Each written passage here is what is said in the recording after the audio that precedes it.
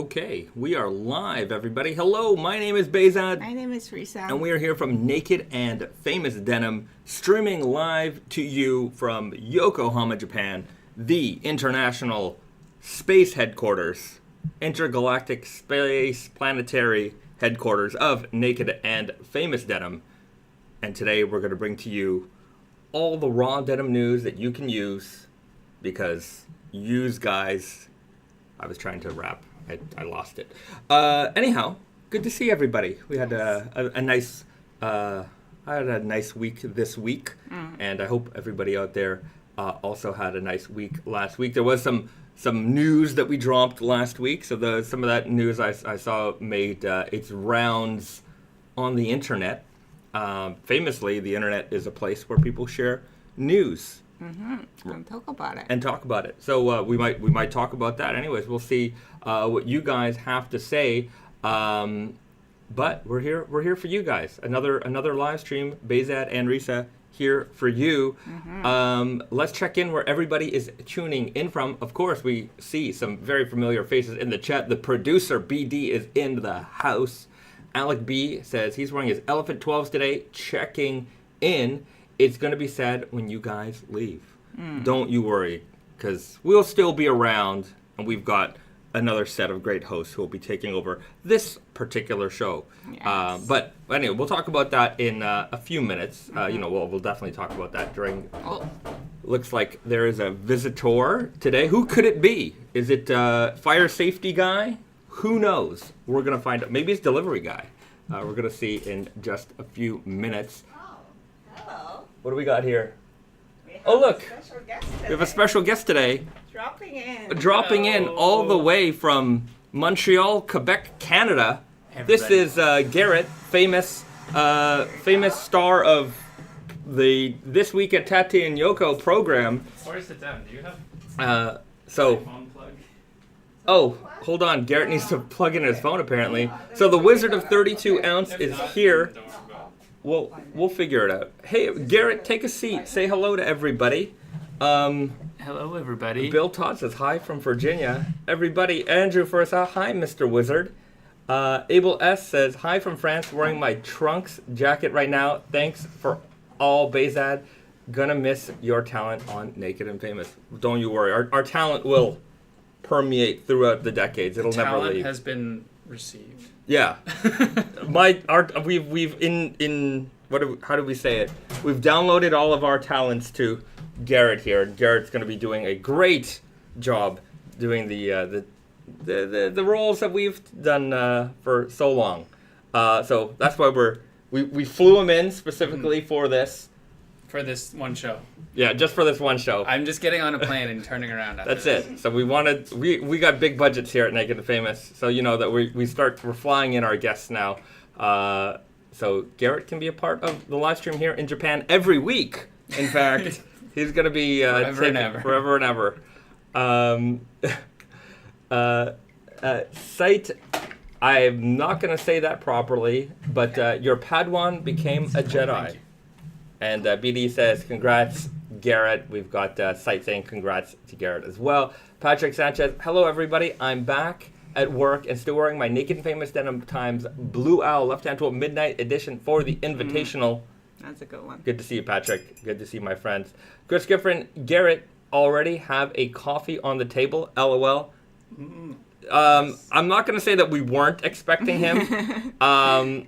But as you guys know, this is the Naked and Famous Denim Raw Denim live stream brought to you by Naked and Famous Denim, the makers of fine glassware such as these mugs, as well as other things. Yeah. But primarily mugs. We are definitely a mug company. If you don't have one of these mugs, you can get one today. I think we still have some stock. Yeah. Let's not this one. Green is sold out. Yeah, everything else. Okay, let's go over to TateandYoko.com, and you can let's do that and then do that. There you go. You can get some mugs here on TateandYoko.com. All you got to do is do we have it in accessories? Accessories. milk glass mugs. There it is. So you can see the available mugs right now are these ones, and you can have one today. You can be just like us. Just like us here on the live stream. When you drink your coffee or tea or water, or whatever beverage you enjoy out of these mugs, instantly you become 10% wiser when it comes to raw denim. We've had our scientists look at it, and the survey says fact check true. Fact check true. Raphael MC says glow in the dark mugs, not glow in the dark. That would be kind of cool. Oh, it'd be so crazy. Like radioactive ones. Yes, that would be crazy. It's You're correct. All of the people. because some of like the old milk glass. No. Is radioactive. No, or it's not milk glass, but like the depression luminance glass on watches, olden times. Like tritium and radium. Yeah. But they have some. No. Yes. They're not radioactive. Yes, they are. They are not. Look it up. I don't need to look it up. They're not radioactive. They just wouldn't do that. People in the chat, look it up. Radioactive radioactive glassware. mugs. I don't think so. Okay. Fixed Power, right? Looking forward to things to come. Was it's going to get into conversations like this about what things are and aren't radioactive. Mm-hmm. Dale writes, checking in from Whitehorse, Yukon, Canada. Great to see Garrett in the house. Well, great to see someone from Yukon in the house. I don't think we have too many. Yeah. I don't think they have too many people up there. Right. You're really up north. Well, thanks so much for tuning in. Patrick Sanchez says, has anyone pitched the idea of having a 10th and 15th anniversary pocket flasher art on the mugs? You have, so technically one person has. Not a bad idea. It's been suggested on T-shirts. Yeah. Which, Brandon's against screen printed T-shirts. Yeah. It's, yeah, I don't know. The 15-year anniversary one maybe difficult to print just because of all the colors. Well, I don't know. It is pretty detailed. Yeah, sometimes I don't know. It's not a terrible idea, but it's not a bad idea. It's not a bad idea. It's not even close to terrible. It's a good idea. Let's leave it. We'll leave it there. Dale Hoffman, 42,000 or there's about. Sorry, I'm not sure what that means. Dale says 42,000 or thereabouts. In terms of population, 42,000 people or thereabouts, but not many denim heads. That's so many more people than I thought. In the entire Yukon. I don't know. It's a big place. But I bet you there's probably most of it's concentrated, and then there's like. Yeah, it's definitely concentrated. But I mean, a football arena has more people. I guess. Yeah. 42,000 is still a lot. It's not a small amount of people. Like everybody knows each other. Yeah, everyone there knows each other. Everyone does. Okay, don't you just know it? I do. I got the King of Slub 2 from the Labor Day sale in Weird Guy and can't begin to describe how great they are. One hot wash and they fit perfectly. Nice. Fantastic. Well, I hope you enjoyed them. There was a lot of great deals from our Labor Day sale, and there's still a lot of great deals on the website today. Of course, they're not as great as they were on Labor Day, but they will be great again as we have more sales throughout the next couple of months, because this is there are many sales planned. You guys see what I did there with that? Mm-hmm. All right. Makes sales great again. Yeah. So there are. Let's just go through them, because let's go through what's currently on sale. If you guys are new to the channel, or maybe just need a refresher, this is tateandyoko.com, pronounced Tate.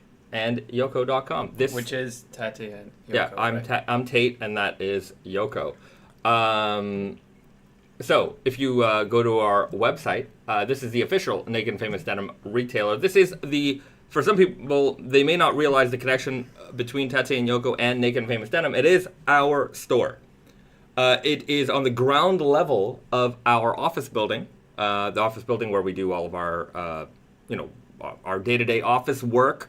We've got a factory floor, Tate and Yoko warehouse, shipping, all kinds of stuff happens in there. It's a big old building in the garment district of Montreal, and on the ground level, we've got Tate and Yoko. And we've got a great sales section, which if you do come in store, if you want something from the sale, you should probably call us in advance because not everything is in the physical retail space. We have a giant warehouse and a pretty big store. So not everything fits in the store, but everything fits in the giant warehouse. So if you are coming, especially on the weekends, because like the warehouse portion is usually closed. So if you're coming in on a weekend and there's something on sale that you want, call ahead and we'll make sure it's in the store for you. But you can check out our sales section. We have it split up between our markdown situation. So we got 20% off, 40% off, and 60% off. And yeah, you can peruse the collection here. You can see that we've done a lot of fresh markdown. So, and you know, of course, the fresher the markdown, the more availability there is. But you know, as time moves on, that availability starts to wane. Usually, it leans. You know, small and big sizes tend to be around. Big sizes less so than small sizes. Yeah, small sizes are always the last ones to go. They usually are. So browse through the website. But there's some like randomly good sizes. Yeah. Oh yeah. Especially if you hit us up earlier off in the sale, like Weird Guy 32. That's a very desirable size in stock. And only desirable to you if you're that size. Correct. Yeah. But it is our number one selling size. So my presumption is that there are many 32s out there in live stream land right now.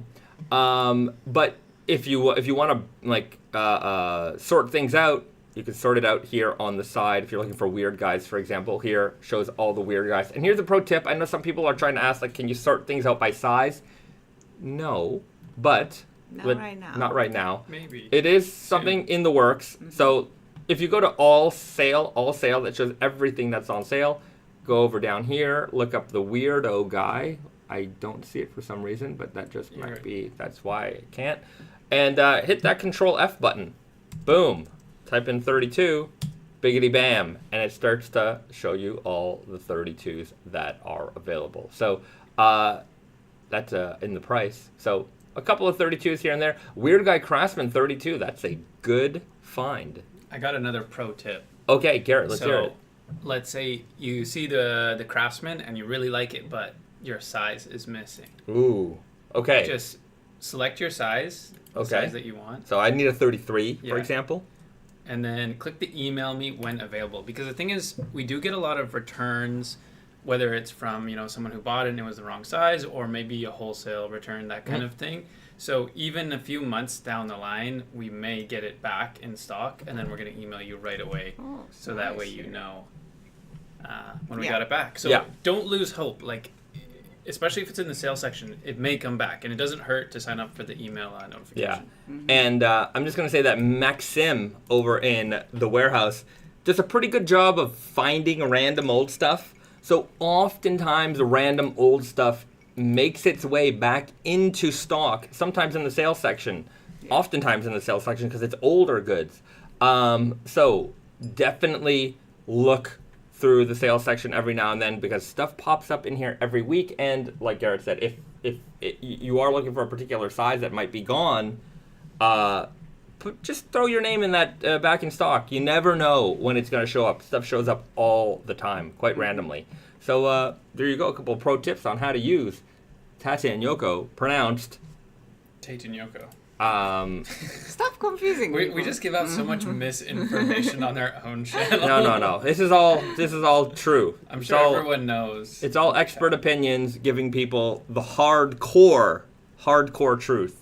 Not that softcore truth out there. This is the hardcore truth for hardcore, devoted, intelligent fans. They can see through our jokes because these are intelligent people, right? And so unintelligent people might see it and think, oh, these guys don't know what they're talking about. But really, it's code to weed out the unintelligent from the intelligent. Speaking of unintelligent, you like that segue, everybody? Speaking of unintelligent, I shouldn't say it like that, but no, definitely not. Everybody's entitled to their opinion. No, I disagree. Not everyone's entitled to their opinion. There's a lot of people who are not entitled to an opinion because, you know, when you speak out of your, Yeah, when you speak out of the part that isn't your mouth, you aren't entitled to an opinion. You are, by definition, speaking out of the other part of your body that isn't your mouth, and that means you can basically ignore what is coming out of that, unless you're just there for the show, which can often be funny. Okay, what are you But talking about? I'm just talking about some of the reaction. Last week, Risa and I announced our retirement. And there was some reaction online. I saw some forum posts and things like that. You know, boy, some people really, there were some people who got it very wrong. Like, you know, they're like, I wonder what they're going to, not that I wonder what they're going to do next. I mean, if you watched the live stream, you would know because we talked about it. But there was some, like, I'm going to say negative attitudes towards Naked and Famous that came out from it. And I was just like, wow. You know, some people were like, good luck, but I hate that brand. Maybe not in those words exactly. But but I'm just like, like why would you say good luck to me or us if you are also, like, you know, I would say spewing your negativity about our work? It seems odd that you would be a... Seems like it's not the right place. Yeah. The right place would be where people are discussing different brands and, you know, what they like about it, what they don't like about it. Yeah. The topic of the conversation was us leaving, and it's like, no. Yeah. We gotta insult you one last time. Yeah, right. It was just like, you know, there was a lot of, like, gimmick talk. Oh, that's just some gimmick brand. I'm like, what's the gimmick? Like, do you get a free, like, I don't know, 3D glasses with every purchase? Like, what's the gimmick? I don't quite understand what people... Oh, I think that's not true. I do Yeah. understand. I should stop. I always say I don't understand what I completely do understand. It is because of, well...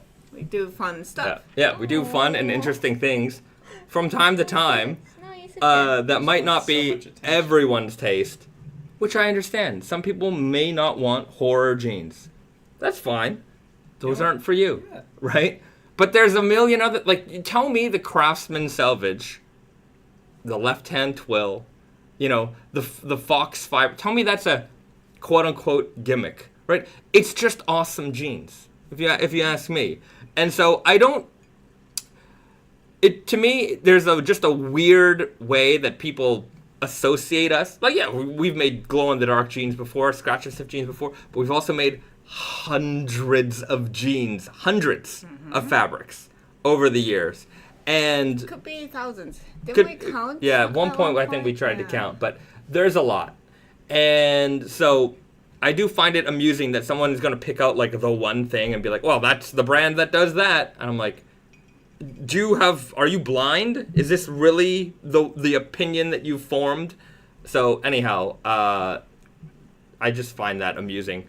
And yeah, there was another one that I've read. They thought we were bought out by some, like, corporation. Did we get bought out or something? I'm like, okay, like, you know, you're just throwing ideas out here, fine. But it just seems odd, like, a corporation would buy us and then fire me and you.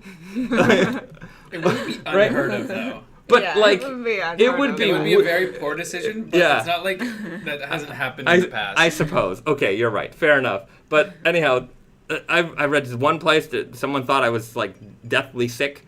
Really? Yeah. I didn't see that. I'm not. Just so you know, not deathly sick. So if you're curious, if you are genuinely curious, just ask us. We will provide the answers. So that's why we have these live streams, because we do try to, differentiate from, rumor and myth and fact and reality. So if you want to know, very transparent. yeah, pretty much. Probably the most transparent. Right. Perhaps. How many other brands do a 2-hour live stream every week and talk directly with their customers? Nobody. Yeah. Nobody. Their home. In their home, our home office. And fly somebody out across the planet. That's just to it. be here. Just to be here for one episode. You're flying out tonight, is that right? That's correct. See? I'm not even joking. He is. Okay. Bunny writes, why are y'all retiring? Will Wonder Looper continue? We are I feel like when you say retiring, it's misleading. we're stepping down from our positions. Just Yes. changing gears. We're changing gears. Yeah. So for some people may not know, Wonder Looper is my brand and Risa's brand. It is a brand that we founded together.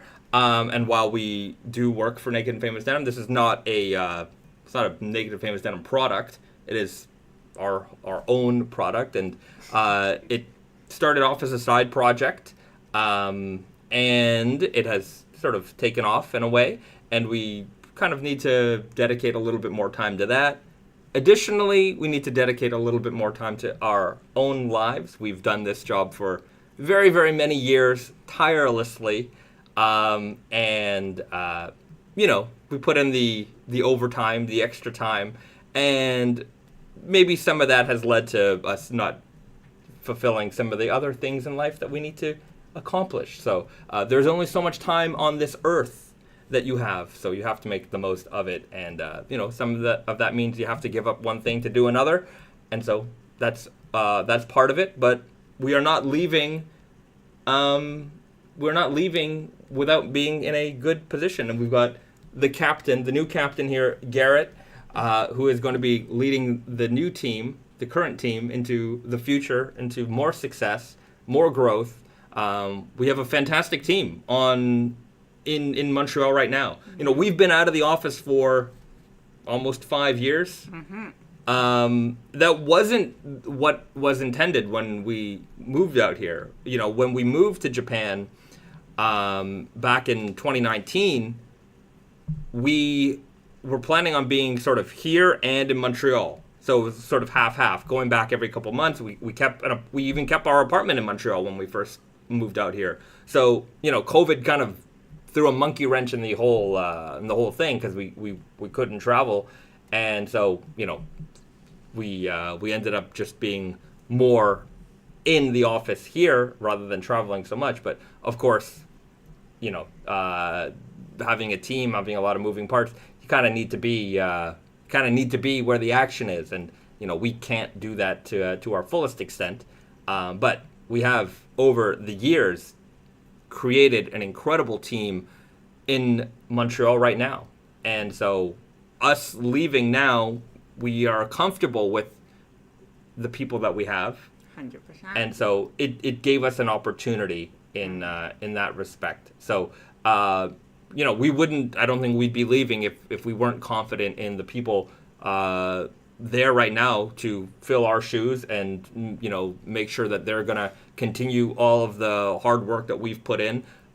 Mm-hmm. I had a conversation with, some industry friends a couple of weeks ago, and just talking about, business throughout the years. And, in some ways, a lot of us, especially in like the workwear heritage kind of land people, we think back to like the early 2010s as like the heyday, because that was really when heritage workwear style was very mainstream, very raw mainstream. denim was very fashionable. Like it was in Barney's. It was in the department. It was that popular that like a Barney's had it. Mm-hmm. And nowadays, I feel like vintage. The vintage culture has sort of, that's the mainstream culture right now, I think, in terms of fashion.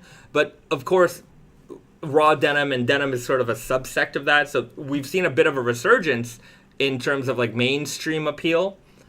But, we in our minds, we think back, 2010s, early 2010s, that's when, everything was rocking. And it was. But today, our sales are so much bigger than what they used to be back then. And, you think back at like these heyday times, and it's like, yeah, they were great times. These were good times. But, we're living in the heyday right now. And like, we've done so much work over the years to like get us to this point. And I think we're just going to keep going and going and going. We've got a lot of great products. We've got a lot of great fans. And there's no turning back. So with us or without us, we've got a great foundation. And if you guys want cool jeans, well, you definitely know where they're going to be coming from. You know which company is going to be delivering you the most gimmickiest denim of all time. I mean, the most everything. It's going to have Indigo, It's going to have cotton, and there's going to be full of gimmicks. Maybe rivets, buttons, leather patches. Pockets everywhere. Maybe nice. Full pockets. Yeah. There was a company that did that. I know. Yeah, and those are terrible. But maybe using premium materials, like selvage denim. all these gimmicks, the gimmickiest just the of all. gimmickiest of stuff. So if you're looking for some gimmick denim, selvage, maybe with a red line, maybe we'll change the color, and maybe the pattern a little bit orange. That might mess up some people. Cotton, hey, chain stitching. All of the gimmick stuff that you guys love, we're going to pack it full. Elephant gimmick jeans, gimmick elephant jeans, heavyweight gimmicks. Maybe the gimmicks will be so popular that everyone else in the raw denim industry starts copying the way we make and name products. They're just that gimmicky that everyone else copies us, and yet nobody ever throws that accusation at them for not only just copying us, but also being gimmick brands. So everybody knows. So anyhow, Pocket embroidery gimmicks. No arcs. I'm a no arc fan. I'm an arc fan on the brand that invented the arc. I'm not an arc fan for companies that copy. They try to make it similar, but not really, because they can't. Well, yeah, because they don't want to get sued, but in their hearts, they really want to make it exactly identical, including the red tab, including using their name on their products, except for maybe changing one letter, which I don't seem to understand why. I would say let's leave it there. Let's just leave it there, everybody. That's a hot take that you guys know in my heart what I'm going to say, and it involves the word gimmick. Philip Edzak writes, but all of your denim isn't hand-woven by the owner all by himself. That's true. We don't have that gimmick going for us. We do not employ a single old man in the mountains who weaves all the denim by hand, and he's also blind. And handless. Yeah. So when we say by hand, he actually doesn't even have hands. Yeah. And we can't even employ them. He has to be the owner. Yeah. So yeah. I mean, that's just. So we don't have that gimmick. Brandon just weaving all day. Yeah. Sorry. We'll get on it. We'll get on that. Oliver writes, Risa, where are your earrings from? Oh, I don't know. There's a lot of things. This one I like is the turquoise one. Yeah, it's from Northworks. Northworks. All right, I'm gonna look it up. Show the people. So this, the edge of the I can't use this. Edges that are like I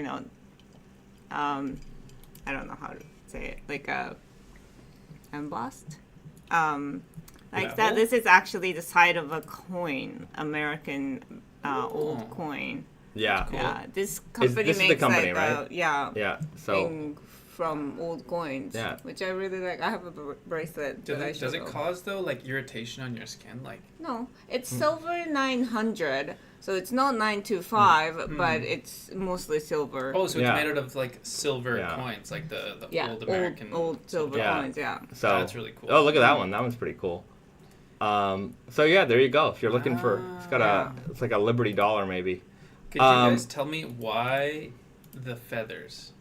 Why the feathers? What do you mean? Feathers? You know, I don't like know. It's very you trendy, come to like Japan or Asia, and like all the dudes. I was watching Japanese TV last night.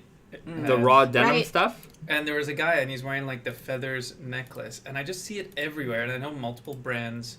Yeah, right now the like it's very trendy. Korea and Japan. Yeah. Like it's all the guys wear that. Yeah. So I'm just like, is there a meaning behind it? Like I mean, they are appreciating, the Native American style jewelry. And there are some like high-end craft makers here in Japan that make that kind of stuff. And I would say that perhaps the trend is because the really high-end ones are very hard to get.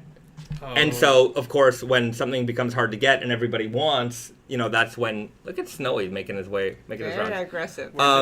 So when there's a product that somebody really Rants, that's when, you know, I wouldn't call them imitations, but that's when the inspiration products come out, because obviously the people who are making those are based off of the, you know, So there's like original. an original kind of. I mean, if you go into like Arizona and like, you know, American Right. South, you're going to find, or even in Canada, there's all kinds of, you know, makers of this kind of stuff. But the really high end ones here in Japan, those guys went over to America and studied it under these people, and like really that became their life work. So, you know, it's original and authentic in that manner. But of course, like, you know, if you go into the United States, you're going to find that kind of product.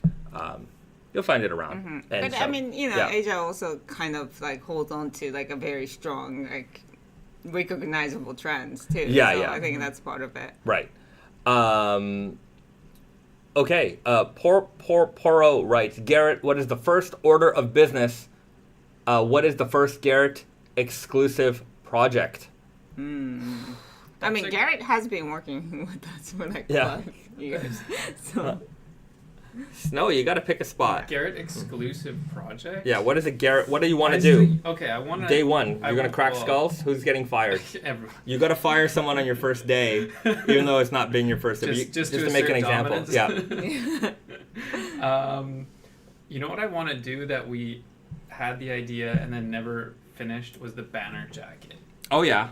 I kind of want to revisit that because every time I go into Carol's office, You I see them it? hanging them up. Yeah. I'm just like, yeah. Example. I think we need to complete that. Okay. Because I'm sure everyone's gonna love it. It's definitely a fun. Like, it's gonna be a fun item for collectors. Yeah, You know, it's a collector. Like Yeah. long guy. Yeah, Yeah. right. So if you want like a very interesting piece of raw denim, like Naked and Famous History, I think I wonder if we have enough banners, because I remember there was a point where, you know, we wanted to release it sort of during COVID, and then the factory got shut down, and then we couldn't make it, and then we ran out of posters, and then it just kind of went on the back burner. Well, we'll make more posters, Yeah. obviously. So eventually it will be a thing.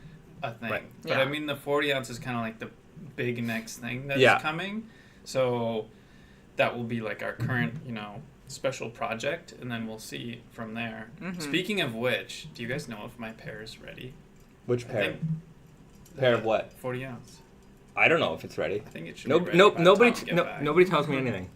I feel like it's gonna be ready, and I'm kind of nervous. it might be. Sweaty. Like, yeah. I get my 40 ounce updates from Brandon's Instagram. yeah. There you go. Yeah. A plug for Brandon's Instagram. Sometimes he shares some information there with you guys. And he doesn't Yeah. tag Naked Yeah. Famous, so Yeah, it's just- hard to find He's gonna- unless you follow Brandon. Yeah, he'll figure it out. Bunny writes, my favorite gimmick, communicating with your customers on a weekly live stream. Yeah, Definitely, that's the gimmick. that's the the most most gimmicky. huge gimmick.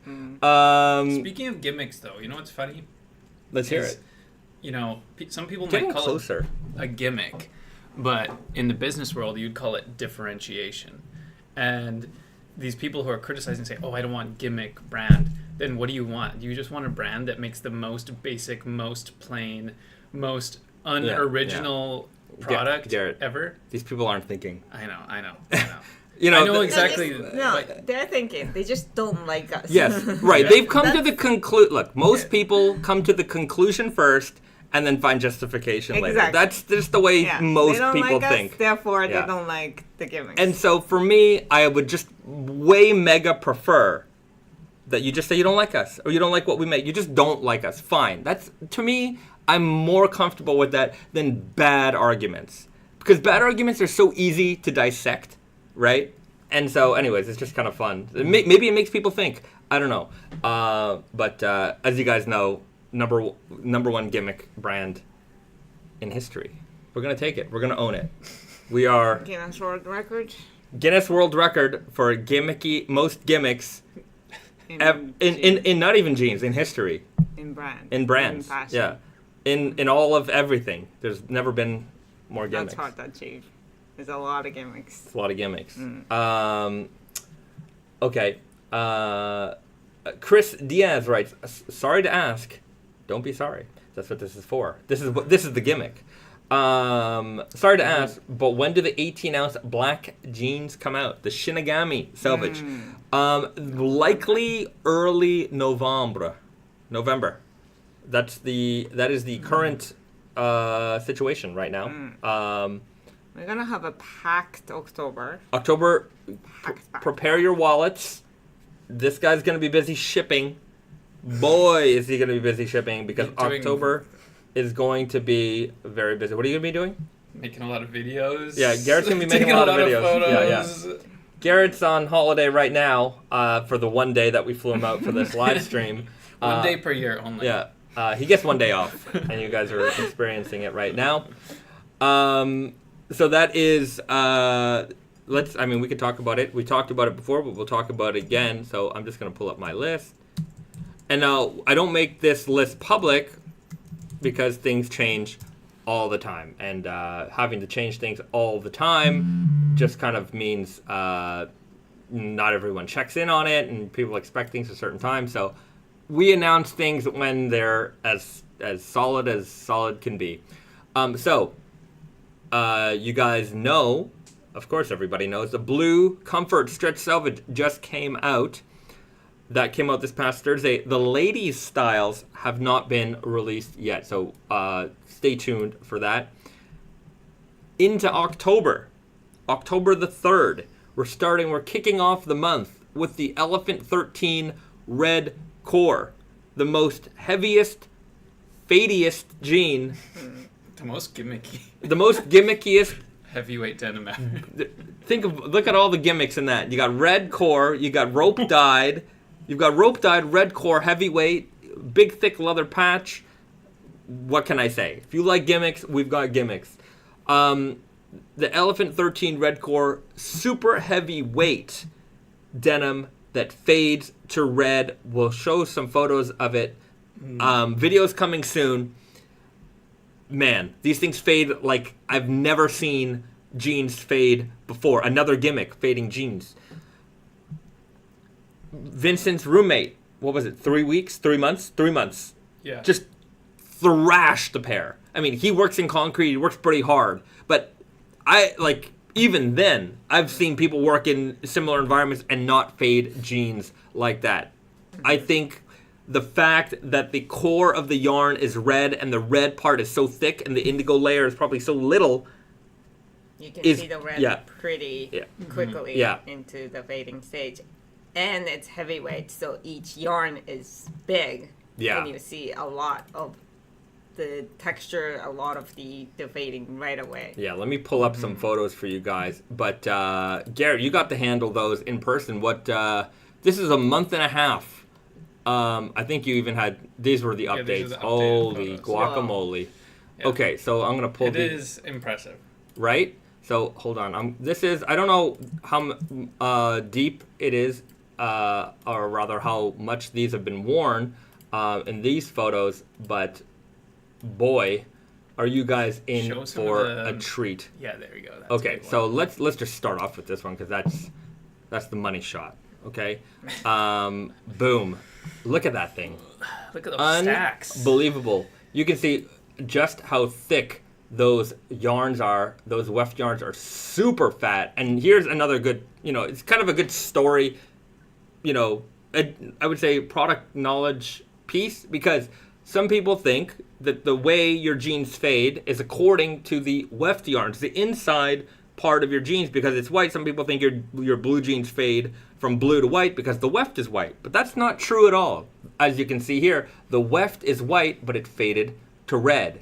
And the reason for that is because the warp yarns control how and what color your jeans are going to fade to. And because the core of the yarn, we start off with a reactive dyed, a permanent dyed red yarn, and then rope dye on top of that. Rope dyeing is a very loose form of dyeing that just kind of dyes over the exterior part of the yarn.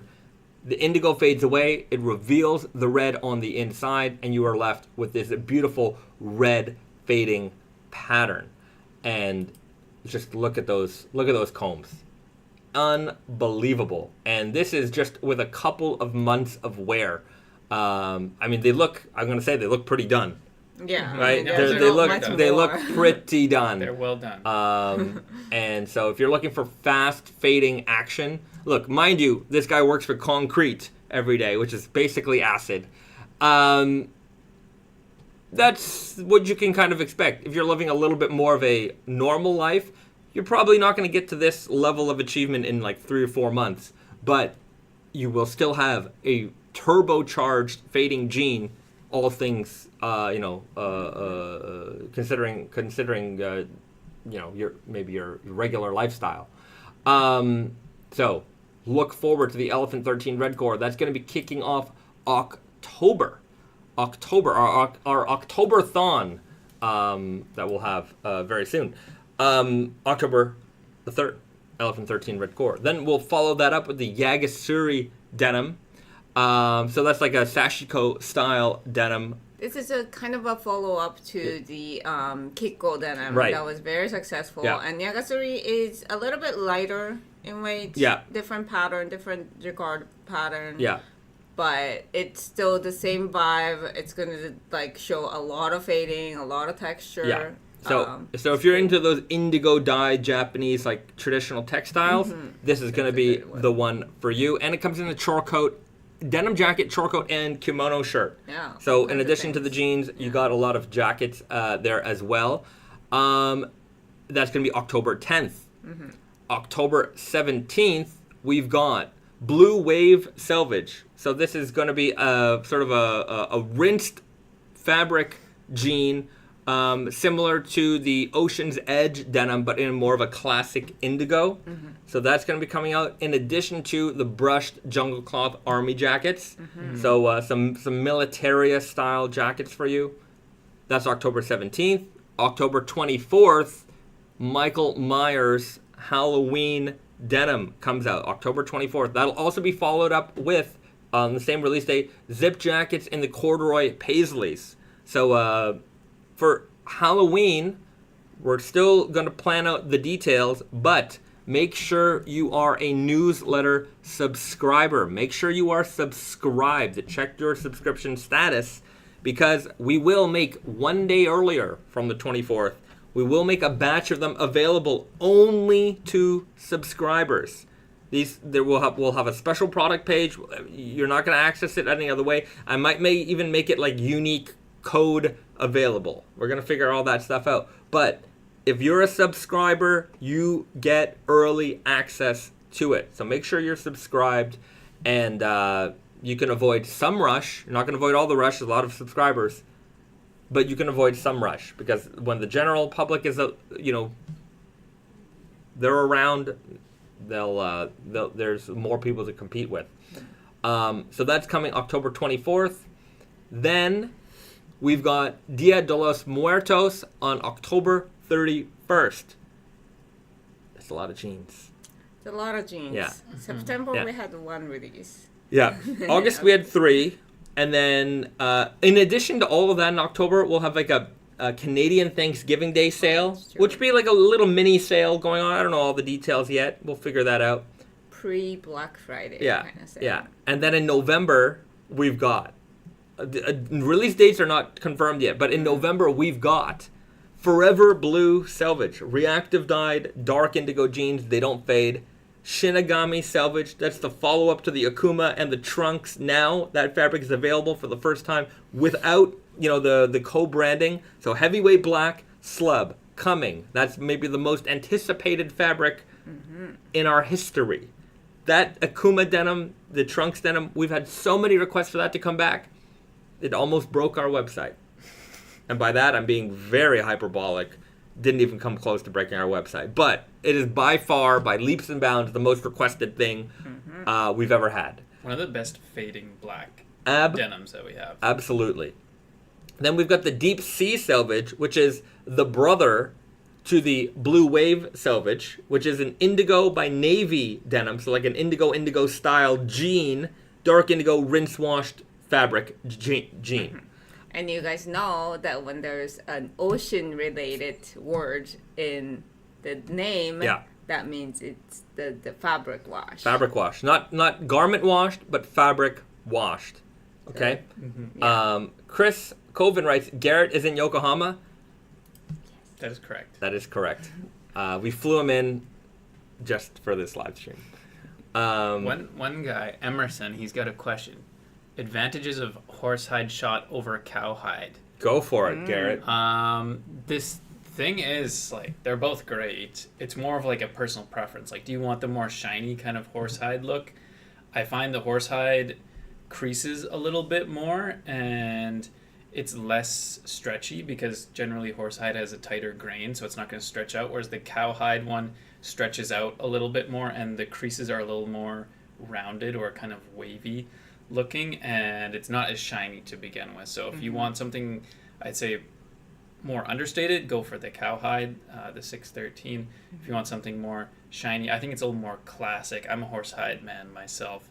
Then I'd go for the 618. It looks luxurious, for sure. Yes. I'm also just going to say, if you know nothing, even if you know none of those details, there's just something cool about horsehide. Yeah. When you tell me this is a horsehide jacket, That's true. Right? Horse is a cooler animal just- than cow. it just sounds like it's more special. It's yeah, number one, it is, because there's less of them out there. right. And so you assume when there's a leather, you assume it's cow, and it's like, oh, it's horse. yeah, It's cool. so at a very base level, it sounds cooler, and then you get into all the details. Sometimes that's what I like about a product, is that even if you don't know anything about it except for like a baseline knowledge, the people who made it with a lot of intention, and you know, it's really a great product without you having to think too much about it. I really love products like that, because I can't, Know everything. I can't know everything. Yeah. I know you guys think I know everything. That's a gimmick. I don't. But yeah, sometimes it's just they made it so good that it's just good on its own. And if it sounds cool, even better. Horsehide, I think, sounds cool. So there's an advantage to that. There's bragging rights. That's very low level, like in terms of what makes it so great. But hey, sometimes that's all you need. Christopher Cologne writes, taking my Schott Horsehide to London this weekend. Fantastic. I hear it's cooler. Well, it's definitely cooler there than it is here. 100%. It's 8 degrees higher than the average temperature here. I looked it up because it's been like around 33 degrees Celsius. 30. It's been yesterday, in the mid 30s. and it should be around like mid 20s according to the weather app. I don't know. Even when I was a kid, like September could be still very hot. Yeah. Whereas September, mid-September? It is 13th. September the 15th. 15th. Yeah.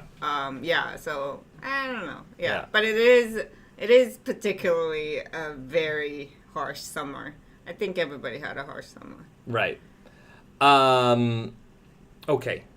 I just want to jump back to schedule, because November, we said Forever Blue Shinigami Deep Sea.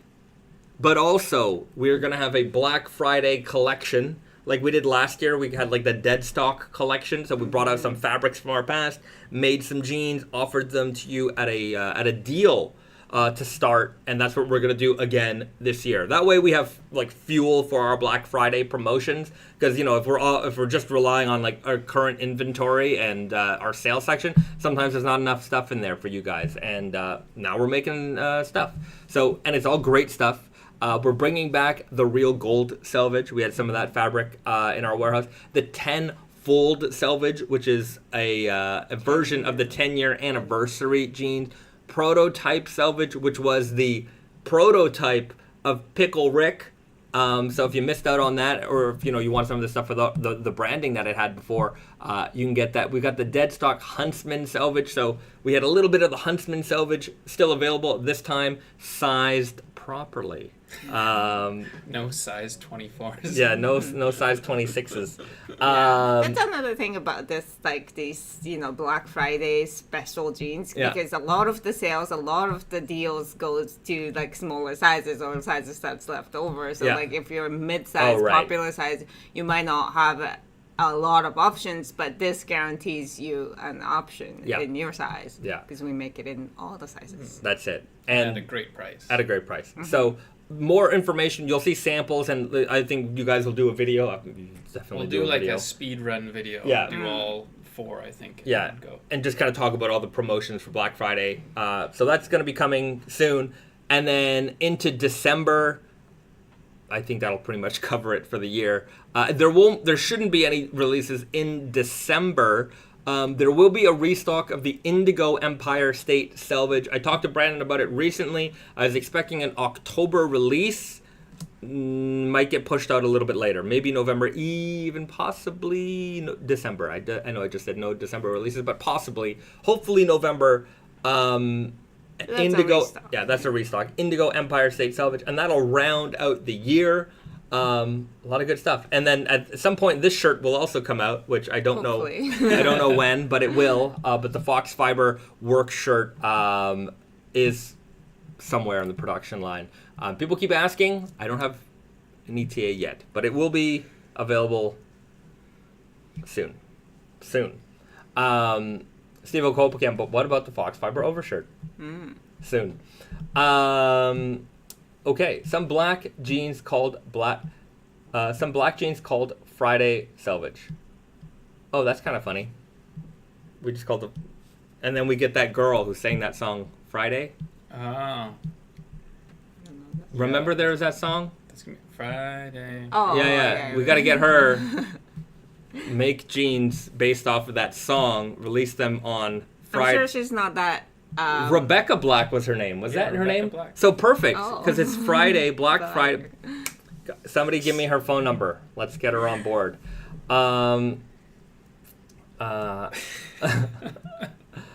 Okay, Canadian Penny writes, here's a controversial question. Well, let's find out. Get into that. Does Naked and Famous put out too many different denims? I've noticed the denim releases towards the end of the season seem to not sell out as well. Goes on sale quickly. I wouldn't. So there's that's a two-parter. Naturally, the things that you have in released earlier in the season will sell better throughout the season. Right, because you have a longer selling period. Yeah. If you just stick to a season view. Yeah, Yes. right. So, do we put out too much? I don't think so.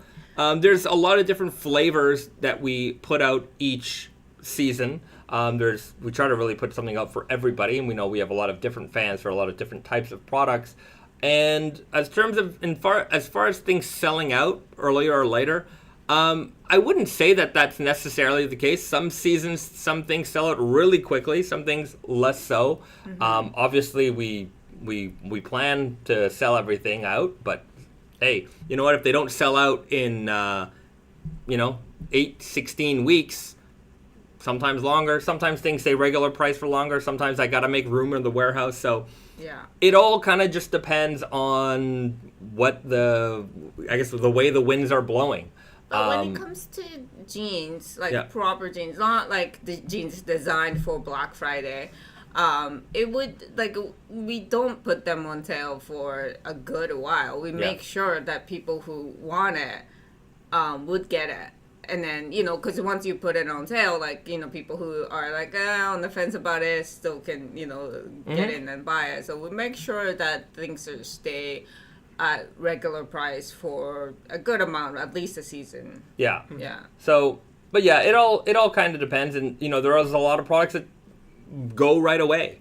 So it all depends. I think some styles, look, there's always going to be some styles that sell really fast, and there's some styles that don't sell as fast. But overall, everything eventually sells, and usually by the time something hits, I would say second markdown, sizes are really diminished. Yeah. And whether we make too many denim or not, it's I think it just as long as we can sustain it as business, then I think that's fine, and we so far are not having problems with that. Yeah. So like if we were sacrificing core for the sake of like styles that aren't selling, I would say maybe we need to reevaluate things, but I would say these days, even our core, like there was probably a time, and I think it had to do more with just our manufacturing capacity. It's hard to mean, there's a lot of different things, but it's hard to hire sewers.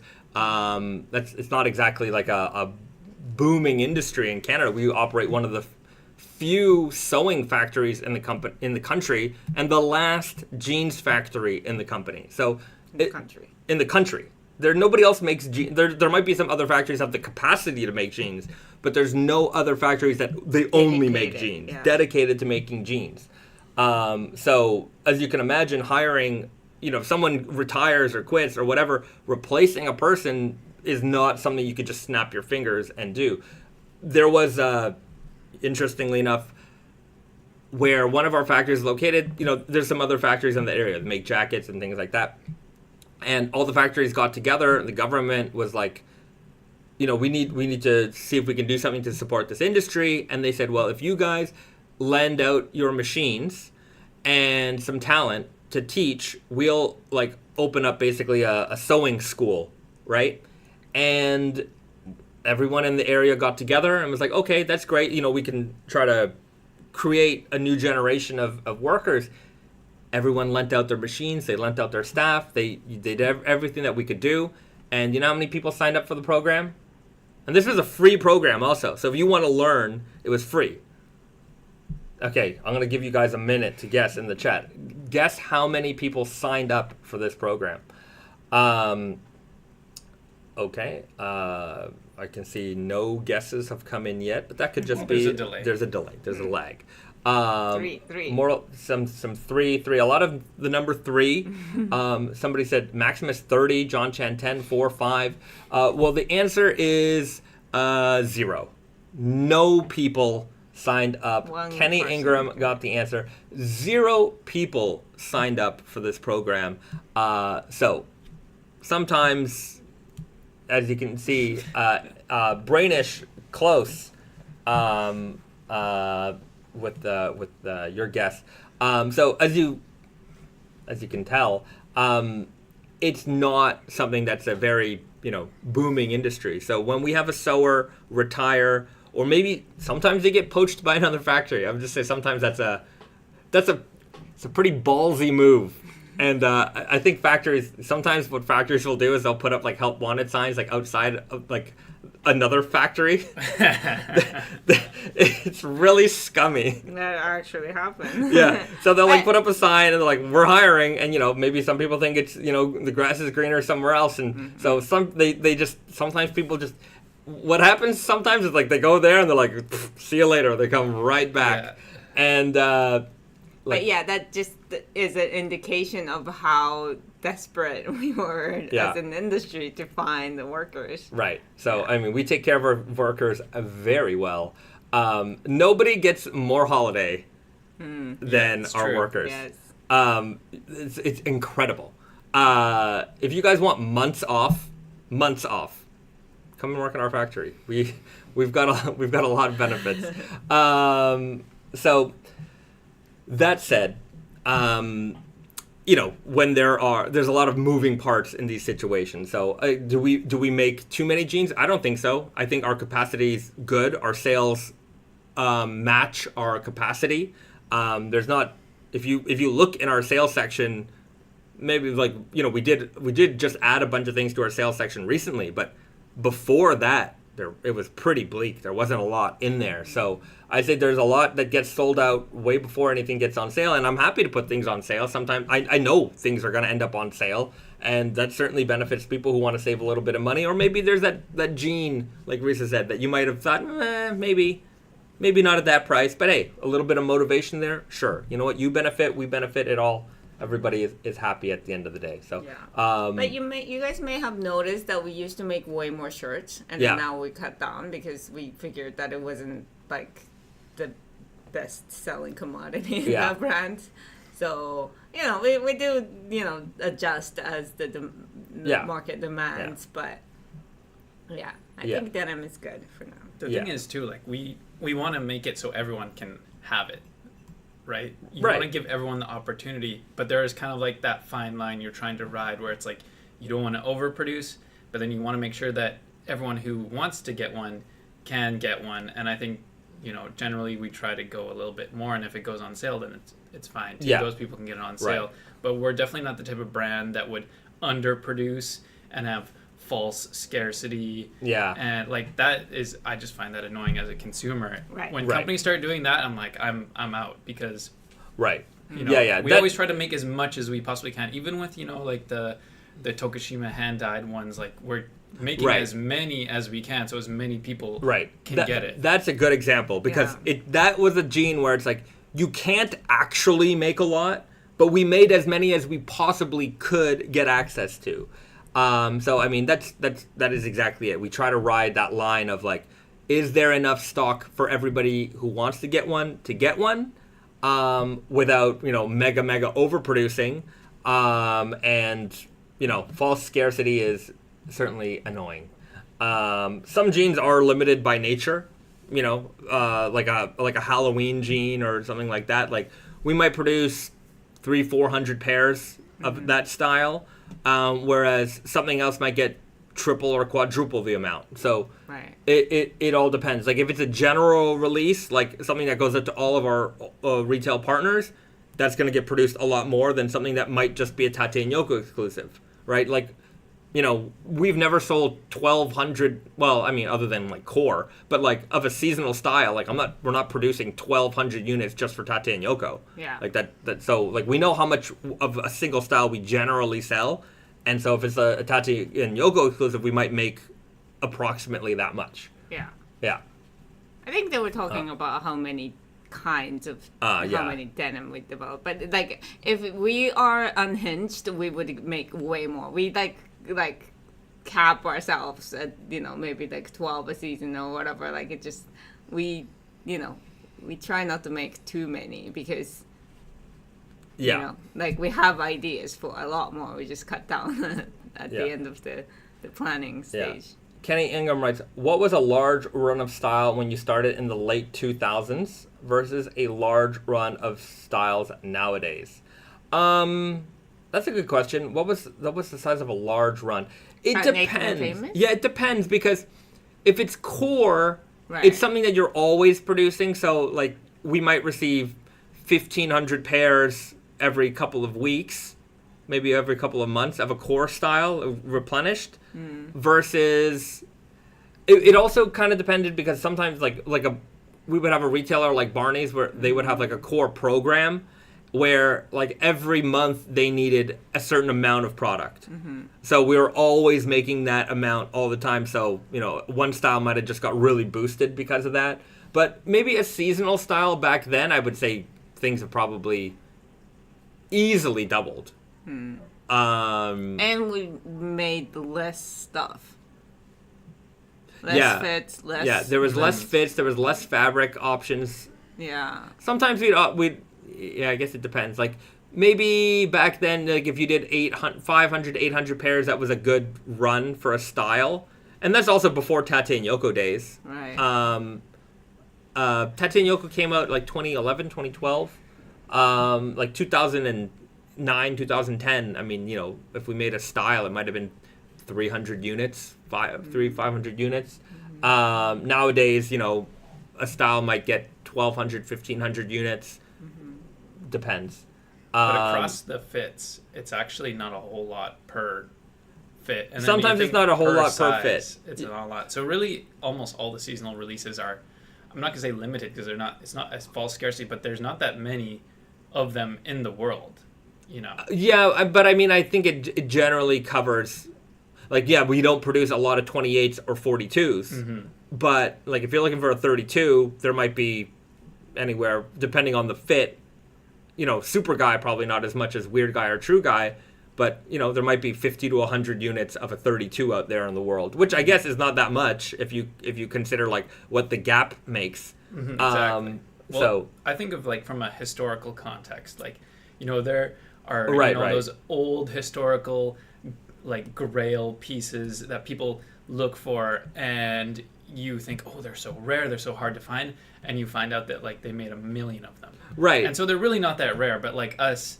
you know, 50 years from now, try finding, you know, one specific, it's going to be you are not wrong about that. Like if you consider like the history of like the Levi's, you know, Levi's, you know, maybe in a 501 from like 1950, size 32, they probably make a lot, way more than we're making today. They're a big company. They're a bigger company then than we are today.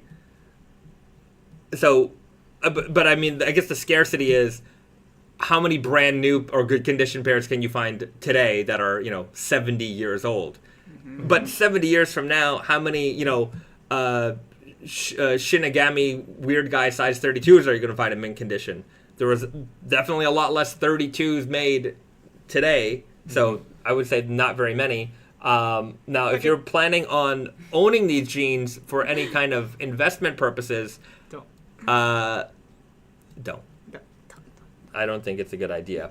But I would say as far as scarcity and rarity goes, yeah, I would say on a seasonal style, any given style, any given size in a particular style, there's probably no more than 100 units made. Mm-hmm. So you are one of 100 of that size. Yeah, probably, maybe. Well, seasonal, we never make 100 or one size in one fit, probably. Even the most popular size. Probably, maybe. Who knows? It depends. It really depends. Yeah. If we booked well in wholesale, then, it's just a different story. It's just a gimmick anyways, so it doesn't matter. It's all just a gimmick. Cruxo writes, can you explain why the same cut from Naked and Famous has different measurements for the same tag size? E.g., Weird Guy Natural Indigo 32 is different from Easy Guy Dirty Fade 32. Who wants to tackle this one? Oh, I'll answer it. Go for it. Well, actually, maybe Risa can also mention, but there's just so many variables, and we get this question all day, every day at Tate and Yoko, and this is why we always recommend you measure your best fitting pair of jeans using the measuring guide exactly the way we do it, and then, of course, use the size chart every single time. So even though you may have 10 pairs of Weird Guy 32, you're still going to want to check it for that 11th pair, because depending on so many factors, is it fabric washed? Is it rinse washed? Is it sanforized? Is it unsanforized? What was the humidity on the day they cut it? There's of course seam allowance, the type of fabric. Is it a stretch fabric? Is it an elephant, which we usually size a little bit bigger?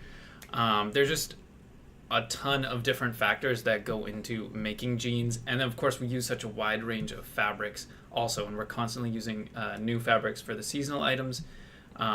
And then there's going to be, over time, it may shift a little bit, so we'll adjust the charts as well. In general, there's no one reason, but many, many reasons that add up to differences in measurements. And because we want to have you guys have the best fit possible, we have unique size charts for every single product. So always remember to check the size chart. Yeah, and one thing to note is that maybe other brands have a single size chart for every single different fabric, different items in the same fit. That doesn't mean that they actually have that exact same measurements for every single fabric. It's just that they're not measuring every single style separately. Yeah. We do that because, we realize that our variety of denim is not just, it's not sitting in between 12 and 14 ounce, 100% cotton all the time. Our variety is go from 8 ounce to 23 ounce and, 40 ounce. And there's different, like Garrett said, there's so much variety in our fabric, and we realize that if you're just, expectation is that your size is always going to be your size, and we're going to get in a lot of trouble. Returns are not fun for you guys or for us. So we're just trying to eliminate the problem by having, spending time to measure each separate production run. Yeah. And that way, there's always a little bit of a misunderstanding or a mismeasuring or, maybe just, variance and stuff that, get you to, you have to return and stuff. But our return rate for being a jean company is very low considering the industry. The industry standard is much, much, much, much higher than ours. Yeah. So, I think it does help everybody when we do that. Our return rates are incredibly low. When I talk to other industry people, and sometimes you want to compare numbers, and we're under 10% for returns. And most fashion retail is above 25. 25 and above. So we... Granted, a lot of those guys offer free returns. Sure, and we don't, so. right. But even then, free returns are becoming less and less available. And even if you have to pay for the return shipping, which you do on Tate and Yoko, exchanges and things like that all accounts for our return rate, and even all those things considered, very, very low. And it's because we put the actual information out there. We've figured it's easier for you to have the actual information than it is the way a lot of people handle it, is just buy a whole ton of stuff, keep what fits, and then return it, and then we'll deal with the returns. And I don't want to deal with the returns. I just don't want to deal with the returns. You don't want to deal with the returns. I don't want to deal with the returns. And also, there's a cost associated with the returns. There's a lot of resources going into dealing with the returns. So we want to keep that minimum so that we don't have to add to the price. Yeah.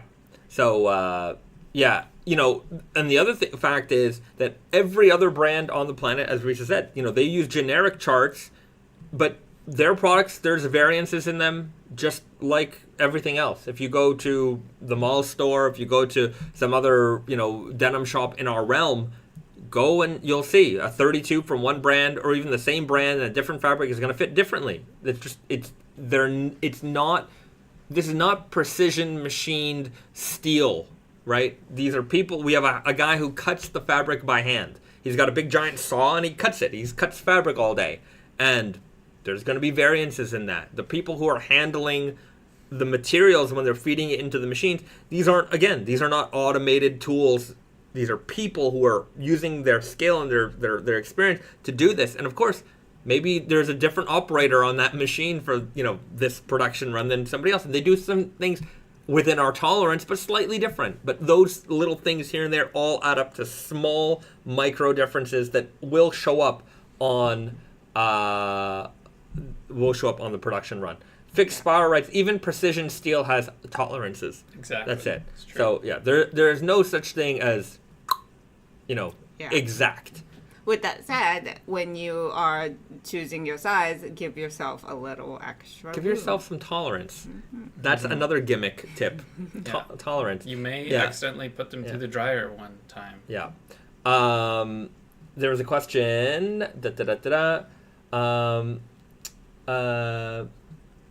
was a question about sanforizing. Okay, Steven Kopelcam writes, do you notice different amounts of shrinkage between Tempi treated and sanforized, or is it about the same? I think once it's been Tempi treated, it's very close to sanforized level shrinkage. Yeah. So because the Tempi treatment is we only do it on sanforized denim, and that just means that we run through rinse, wash, and then like an air dryer. So it's the first wash on sanforized jeans usually takes out about maybe 70 to 80% of the shrinkage that the fabric has out of the way. So it leaves you, generally speaking, this is not the case for every single fabric separately, but generally speaking, unsanforized denim would have maybe up to 10% of shrinkage in them, and regular raw denim has maybe 2 to 3. So considering that, you still have a little bit of shrinkage left in Tempi treated unsanforized denim. But that would usually equals to about the same as the regular raw denim, right? Like sanforized raw denim. I was thinking about another gimmick right now, and that is hitting the like button. Very, very popular gimmick done here on YouTube is to ask people for their love and support by subscribing and hitting the like button. And if you guys are, how can I say? You like gimmicks? Hit that like button. Hit the like button if you like gimmicks, and we will be sure to bring you guys more and more gimmicks for many, many more years to come. Isn't that right, Garrett? It's true. All right. Nothing but gimmicks. All gimmicks. All gimmicks all the time. Garrett, the gimmick man. G for gimmick.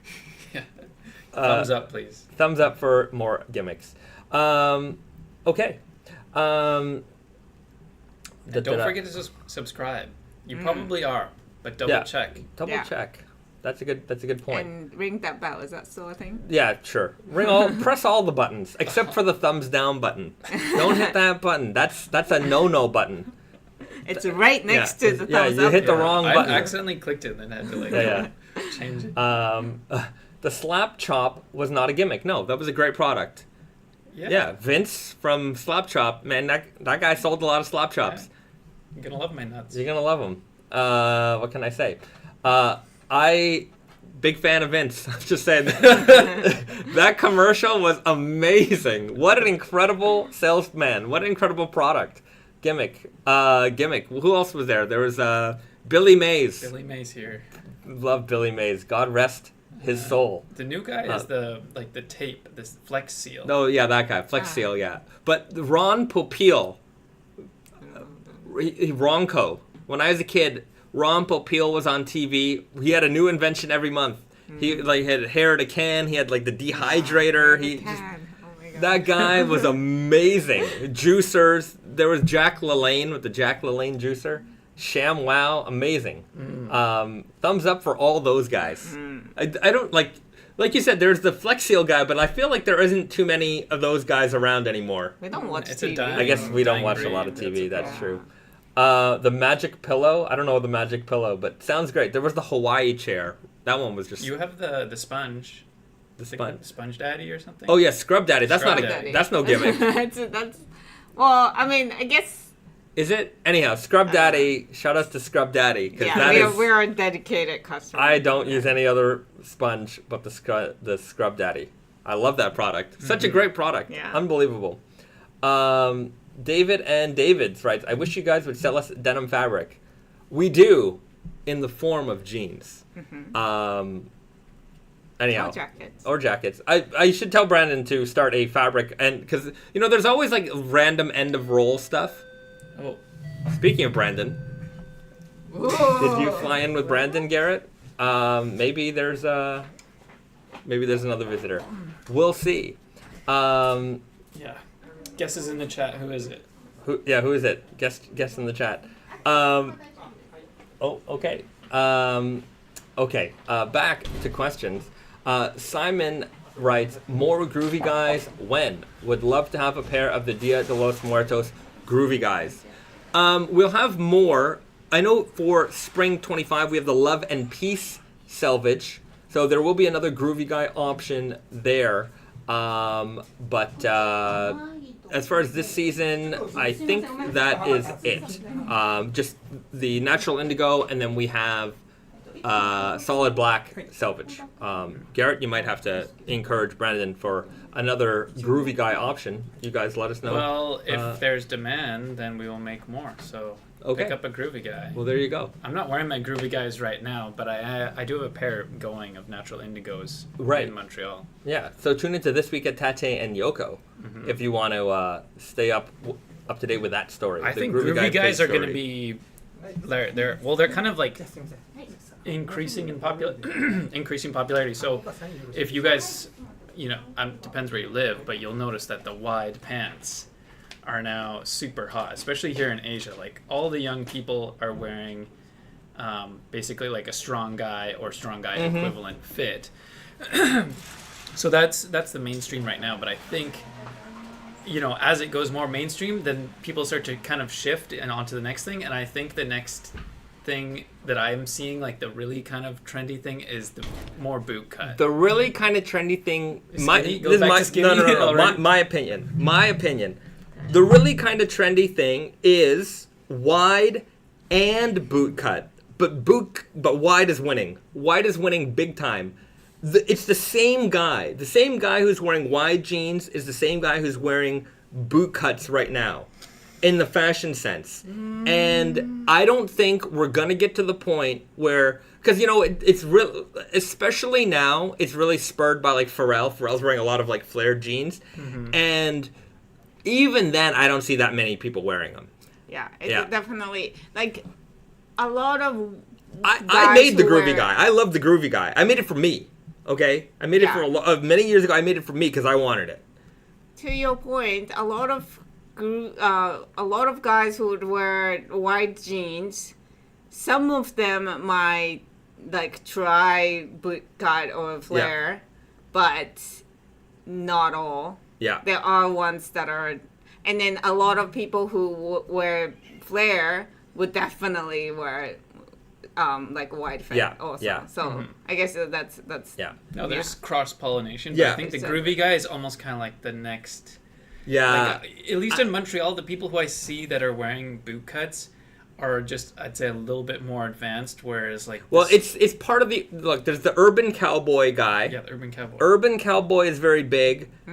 But I think they tend to wear a little bit more like they make a point by wearing those a little bit Yeah. flared. Like groovy guy is very subtle. Yeah. Like it's not so. It depends on your inseam. Yeah, that's Yeah. true. And I've Um, encountered a lot of people actually in Montreal that have taken normal straight fit jeans and added a panel at the bottom to make Yeah. them boot, and there's a little triangle, Mm-hmm. and people's I still think that this is on strong guy and groovy guy.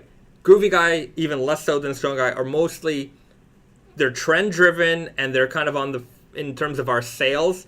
Yeah, they've definitely increased, but they're still very fringe in that yeah, respect. still niche. Niche is probably the right word. Gimmick, maybe some people would use that word. Offering different fits. But I think it's a great gimmick though. Like having wider, more relaxed fits, super comfy. Like, highly recommend. Risa's wearing my strong guys right now. I mean, I was a strong guy advocate for. Should we do a fit check? Yeah. We should do a fit check. So I go first. I'm wearing Bahzad's old strong guy, Nightshade Selvedge, and so I got Bahzad's fade. And I'm adding my fade over You it. see the phone fade there. So Garrett, what do you got on? I have on True Guide Dirty Fades, size 28, Beaumarchais white wool socks. Okay, wool socks. in White the summer. circular knit tee. 35 Oh, degrees. what'll keep you warm will keep you cool. Uh-huh. Yeah, highly recommend wool socks in the summer. It's a secret hack. And look at the fade on those guys. Got his back Oh, yeah. pocket Okay, phone I've been fade. wearing these since I think about February, on and off, not every day, kind of like. Okay. And you have the dirty fades too, right? Yeah, so I've got my dirty fades. These are True Guy size 32, so a little bit bigger than Garrett's. I've got Ultimate Pima Wonder Looper t-shirt. I've got the Fox Fiber overshirt here in Naked Famous Land. These have been worn, I think, 13 months. I would say fading-wise, they're pretty good. I mean, you've definitely put a lot of work into yours. I sit behind a desk all day, and you're in a warehouse and climbing, so you get to put a little bit more effort in yours than I do. What do you got on feet there? What are those? Oh, these are some Yucatan slides. And they match the. Of course. Even at home, you gotta try to look nice. And my shirt is probably at least like a 12-year-old Naked and Famous, because the tag is like the old black tag. Yeah. Yeah, I think I Is this got the it from. country shirt? No, it is like it's way before that. This is like some. No, it's a regular shirt. Yeah, it's from Bahzad. Good name, regular shirt. And I got the old Timex Iron Man classic. Look at that guy. Okay. White shirts, blue jeans. That's Can't go wrong. Can't go wrong. Great combo. White shirts, blue jeans, flannel shirt, Yeah, plaid. plaid. That's it. yeah. Just keep it simple. Easy. You can never go wrong with that combo. I'm all wearing Bahzad's old clothes. It's okay. Like a hand-me-down. No, it's a hand me up. Hand me up. Simon writes, bootcut is definitely something the younger crowd is wearing, but it's been a staple here in the Texas-Mexico border area. Yeah, where there's real cowboys. Yes. Sure, makes a lot of sense. Where there's boots, there's yeah. boot Yeah. cut. Right. Yeah. Those guys are not following trends. Yeah, no.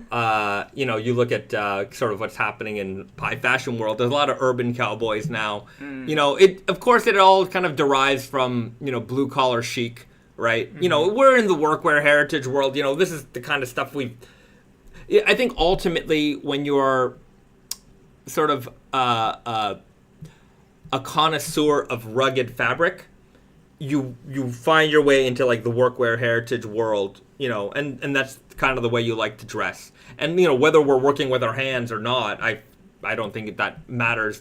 You know, is really doesn't matter whether we're blue collar or white collar or whatever. I don't care about collars, but you know, we what we're really appreciating is the craftsmanship that goes into making like well-made garments, and the well-made garments tend to be stuff that's made for people who want hard-wearing good stuff. So that's sort of the way that we dress. But yeah, it's not about blue collar chic. It's about finding a quality item that lasts a long time. Right.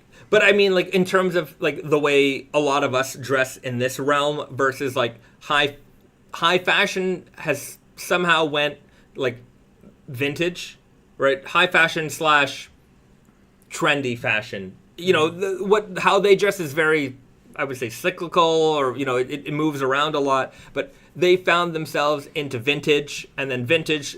Through that, you find yourself into like, you know, old workwear, and then from old workwear, they're like, okay, what else is sort of in this realm? And they kind of found themselves in like urban cowboy chic, you know, that Western wear kind of stuff. Because, but I would say that their path is a little bit different than our path of like for aesthetic, right? A lot of us went from, you know, there was more of an appreciation of the craft versus there's a lot more appreciation of the aesthetic. And sometimes there's a balance there, but the people who went with the aesthetic route, if tomorrow baggy jeans and long tall tees are back, you better believe that they're going to be wearing baggy jeans and tall tees. Like it's not their identity more the way that it is ours, right? But like, so I'm a little self-conscious about like always like I like the Western like things, like Western themed things. I've always liked it. I've been wearing these like belt for like, you know, 8 years maybe, something like that. So like I've always liked it, and I never really like, I'm not like a cowboy, obviously I'm not a cowboy, but I'm also like, you know, I just like the surface level of like a, you know, the look of like the Western like clothing and little details. But now, like, because of the trend, it just feels like, you know, and I'm not saying that, like, I don't like to be in that, because I don't, you know, it's not like I'm above that or anything like that. But it just feels like I'm just kind of in the way with everybody else. When it starts to die down, like, I feel like, you know, I don't know how I feel, actually. But it just seems like, because I'm not living that life, like, either. You know, I'm not authentically like really like the quality of Western wear. No, I just like how it looks, but I've always liked it. Yeah, it just feels sometimes when some things become popular. For the people who've been around, you're just like, oh. Right, you know, it's a shame. Yeah, it has happened to me. You know, whether it's a hobby or like something. Sometimes a hobby becomes really popular, and you're like, I need to step back a little bit. It's like, you know, I don't want to not like something because other people like it, but sometimes it changes the perception. Yeah, it changes the perception, or changes the landscape in such a way that I'm like, I'm not enjoying it the way you're enjoying it. Anyway, I can enjoy it on my own accord, but you know, sometimes some things get they get a little tainted. Anyhow, I think our realm is untaintable. You know what somebody wrote? Yeah, that's a word. Somebody wrote on one of the forums, I was looking forward to Taint Guy. Yeah, I didn't get that. Well, I think they were making sort of fun of, you know, maybe the Bahzad special. I don't know what they were doing. We're going to talk about the Bahzad special. Bingo. But I was going to write, you couldn't afford Taint Guy. I wanted to write it, you can't afford Taint Guy. I didn't do it. I think you can do that, just don't fix your blowout. Garrett, let's remain gentlemen here, okay? But if you have to ask about Taint Guy or the Bahzad special, you can't afford it. So that's my response to that. John Chan writes, is True Guy the closest to a bootcut style? The closest to a bootcut style is Groovy Guy as a authentic bootcut, but your butt goes in jeans. True Guy works really well with boots because the leg opening is wide enough that it covers a boot without being too wide. Some like a Strong Guy is a great jean, I think, for boots, but I think it works well with certain kinds of boots, like Chelsea boots and things like that. Not so much. Like if you have a pointed toe, I find that it might not suit it so well. A rounded toe, more like classic workwear boot, maybe like a Danner style boot. It works really well with that. Or sneakers, or if you're going to wear it a little bit more street, right? But if you're wearing Strong Guy more heritage, then I think it depends on the kind of boot that you're going to wear. The other thing to remember too is it depends on your size. So if say you're wearing another person, if you have a True Guy 28, the leg opening is going to be a lot smaller. Whereas like a Super Guy 44, the leg opening is going to be bigger. So keep in mind like your sizing and check the size chart when it comes to leg opening. So you could, a big size in anything is going to be enough for a boot.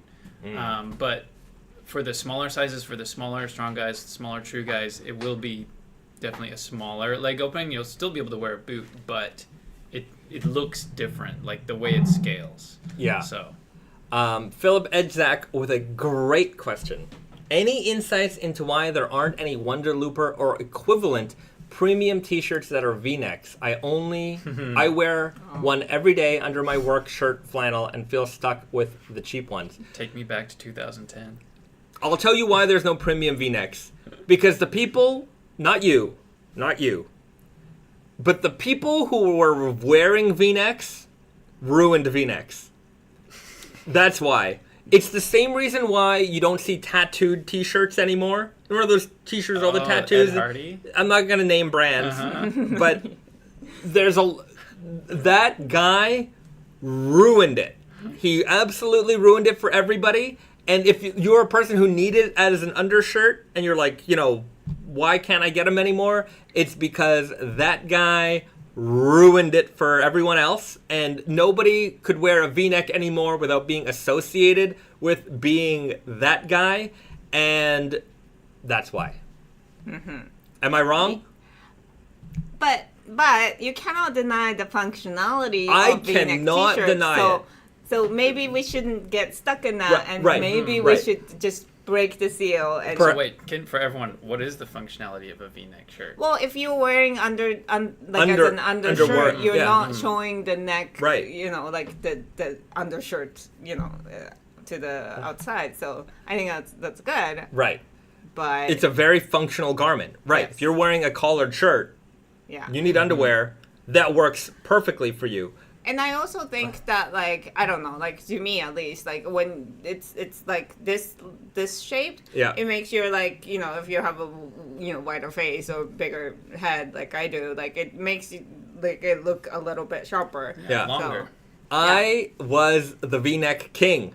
I wore so many V-necks. I wore V-necks. You were the guy. No, I wasn't a bro. I just wore a lot of V-necks. Yes, but you were like dressing the part of that guy. I don't know. Anyhow, I wore a lot of V-necks. I think, look, I wasn't the tattoo t-shirt guy. I was definitely far from that. Yeah. Very far from that. But I wore a lot of V-necks. But those guys ruined it for everybody.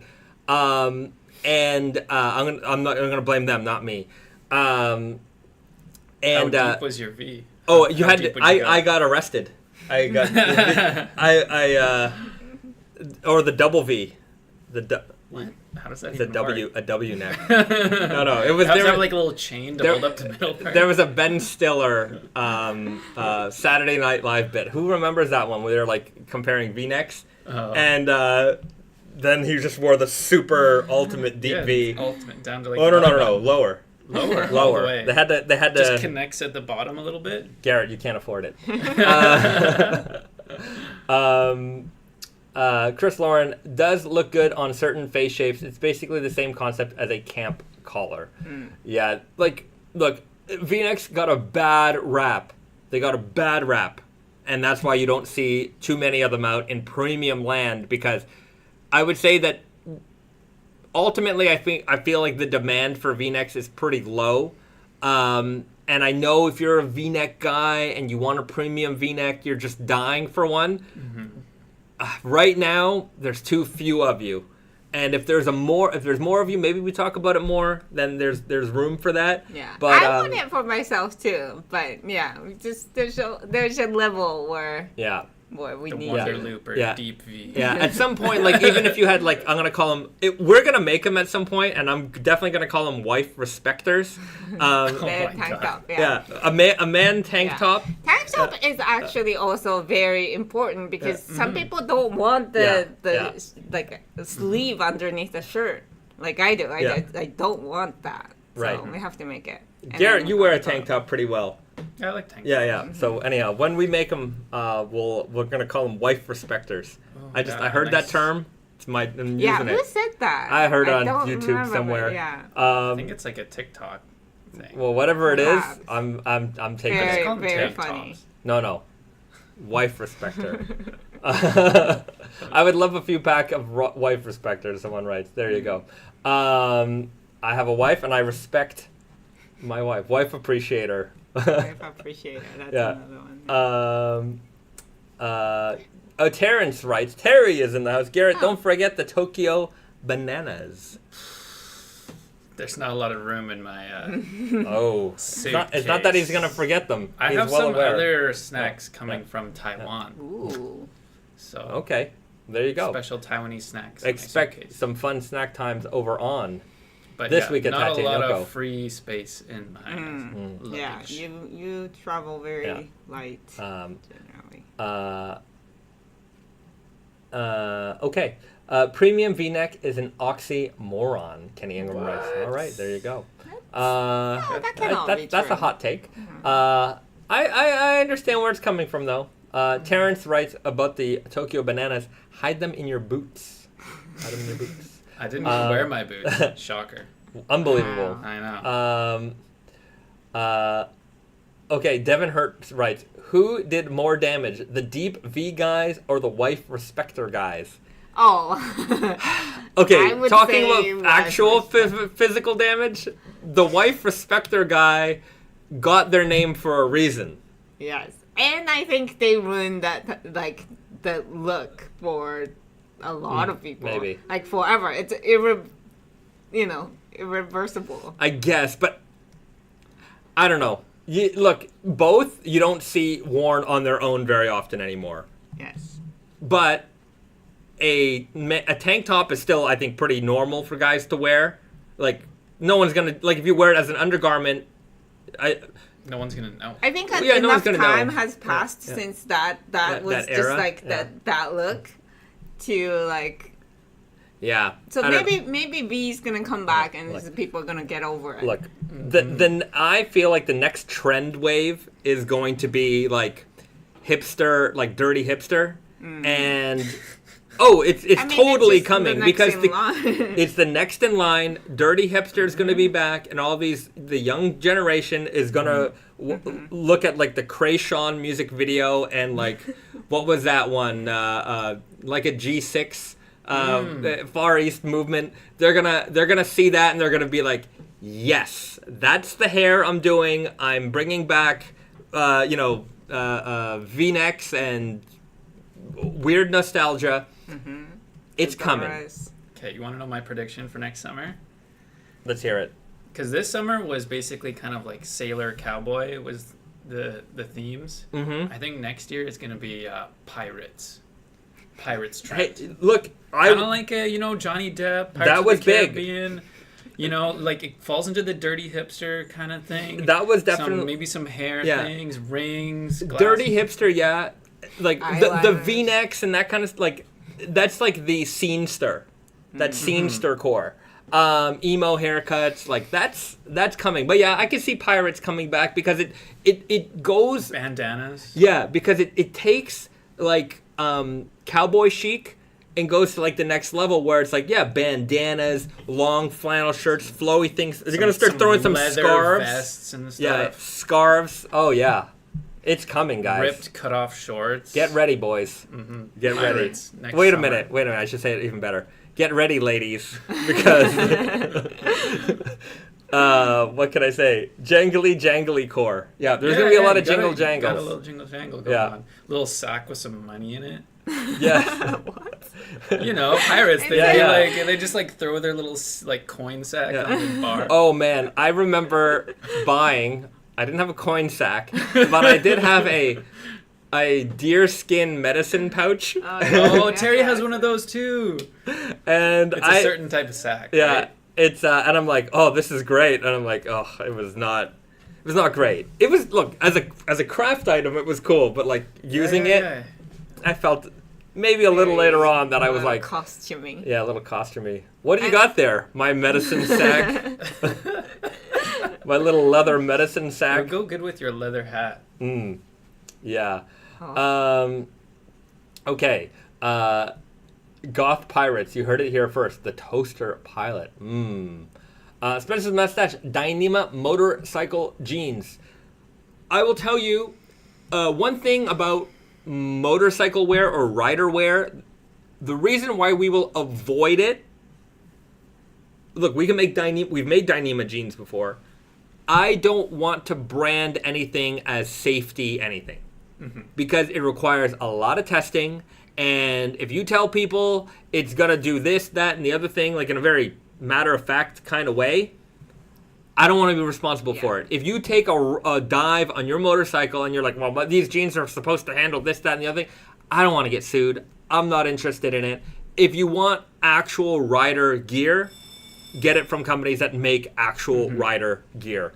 Yeah, and the difficulty is when we made the Dyneema jeans also, it was like, you know, because that's the you know, that's the something different about that denim, so that's the selling point. Yeah. But then we can't really sell on that because the selling point of using Dyneema is like the strength, and we can't really claim that. So Yeah. it's a difficult thing. And if everybody was like very like, you know, understanding of this and, you know, can get over that's great, but that's not how the market works. Yeah.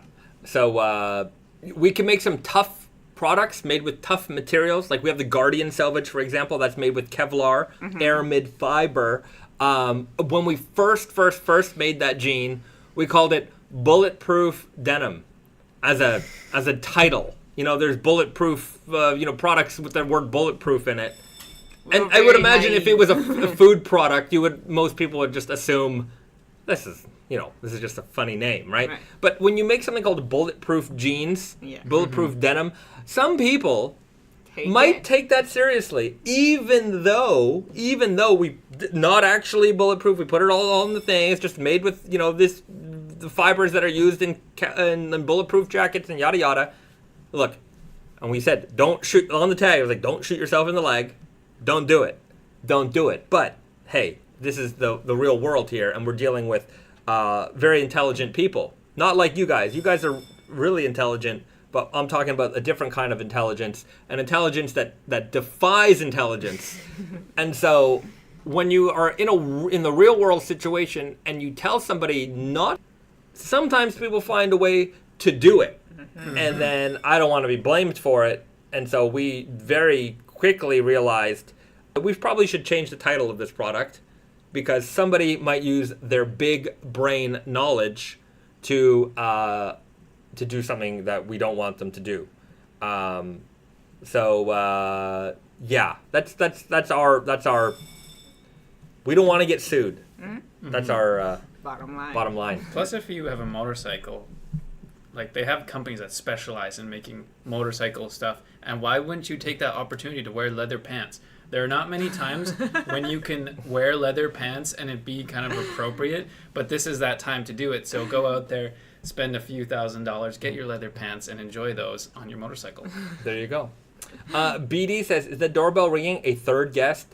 No, it's the fire alarm test. They're testing the fire. I wonder if the fire alarm guy realized he was being live streamed today. I saw him walking around in the background here. I don't think so. Anyways. You know what's crazy is he tried to walk in with his shoes on, and I was like, well, that was to be not fair, very- when he came into the door, because all the way till here you can wear shoes. So I said, like, you can come in, you can keep the shoes on, because we only have one fire sensor over there. But then he thought that there might be more sensors Yeah. back here. I'm surprised he doesn't walk around with a pair of slippers or something to Yeah. put on. Oh, as a look, secondary. That guy was a little off. Anyways, Anyhow, no, it's fine. It's all good. Okay, Sherpa line denim versus blanket line. Ooh. Ignore practicality, purely style. Which one do you like more, Sherpa lined or blanket lined? aesthetically, blanket line, I think, for me. That's a tough call for me. I like them both a lot. Like a lot. Yeah. I like the look of a very, very, very well-worn blanket line jacket. But I like Sherpa. I like the feeling of that. It feels great. I have a Schott B2 jacket that's all sheepskin on the But is inside. it shearling or is it It's Sherpa? shearling, but Sherpa jacket and shearling jacket, it doesn't necessarily mean it has to be like, a Sherpa jacket is usually not shearling, but it Yeah. has the look and similar feel. I like that. I like that coziness. It's a tough one. I would, if it was me, which it is because you're asking me, I would just buy both. Yeah, that's the easy way to solve that. Super Nintendo or Sega Genesis. You're on the schoolyard having that argument, which one's better. Just have both, guys, okay? Just have... You know what was weird is that when we were kids, that was definitely like the schoolyard argument, which is Sega or Nintendo, which one's better? And PlayStation or Nintendo. Like nowadays, I think everyone's just like, nobody even has that. Who even has that? I would imagine most people just have both. Like, they're just like... What, Xbox versus PlayStation? No? Thing is, they're so similar, and a lot of the titles are... Now, actually, you know what it is? It's PC versus console. Yeah, and PC is the better one, obviously. Clearly, but I'm still a console guy because, I don't want to have a... Because you don't know how to build a computer, because you're... No, I just buy one. I just buy one. But the thing is, I don't have space for that in my house. I want it to be convenient, hook up to my TV. I'm a casual gamer, so... PC master race. It's true. That's the way it is. I do not own a PS5 or whatever the new Xbox is. Which is surprising. I own... Up to that point, I own everything. Not just everything, but almost literally every iteration of everything. I have 3 Xbox 360s. One of every I have all the... Do you have the Halo version? No, I have the Xbox. I have the Elite. I have... there was a Slim, and then... I don't know what it was called. And then I had, the last generation one where they kind of made it look like the Xbox one. I even had that. I have every 3DS ever made. Every iteration. Not every color, but every iteration. I have a lot of consoles. I just buy them. But this last generation, I was like, nah, I'm good. I just... I got fed up. And that's it. Okay. I didn't own one either, but when I was a kid, I knew which side I was on, and that was the SNES. Terrence Dunn writes, PC since 83, baby. That's it. When you've got a PC, you're good. You got it covered. Soul Turtle writes, what games have you guys been playing? I recently downloaded the Marvel vs. Capcom collection. I've been getting reintegrated into that world. That just came out. Just came out, yeah, and I'm happy that it came out. I'm my fingers don't work the same way they used to. I'll tell you that much. Your eyes probably. Yeah, I don't have that speed. But I'm trying. I'm practicing. Let's see if I can get competitive in that again. Okay. Pedro writes, I almost didn't even buy the PS5. I would have kept my PS4 running forever, but it crapped out on me. Yeah, I have the PS4 and I have the PS4 Pro. I got both. Nothing. In fact, nothing. Console-wise, 0 things are hooked up to my TV. Nothing. They're all in boxes. Honestly, Bahzad, I'm the same way with the new Xbox, PlayStation generation. I just don't see the point. Everything comes out on PC, and that's it. If I'm gonna be buying download codes, I might as well buy it for PC because I can have everything all in one place. And I have a Steam Deck, which I don't use that much, but at least I can. If I want to play my games on the go or anywhere, I have the Steam Deck, so that works for me. Simon writes, JNCO style Naked Famous jeans, call them ultra guys. Well, guess what? We made the Raver guy, Already done. Already done. Been there, done that. And I also find that most people who talk about JNCOs never wore JNCOs. Except for this guy. To be fair, I never had JNCO branded jeans like that. That's a name brand. That was a name brand. But like the raver style I wore at the end of high school, I was very into that. And that was my everyday go-to. I had, a bunch of those. And I was that kid. I had big old flared jeans. I had some kind of tight t-shirt with a logo on it. And a visor.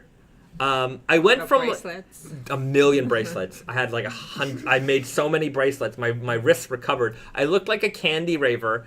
And that came from, previous to that, I was like very dark. I looked like I came out of the Matrix. It's also a cool look, though. It was not bad, but at that time... But then school shoot.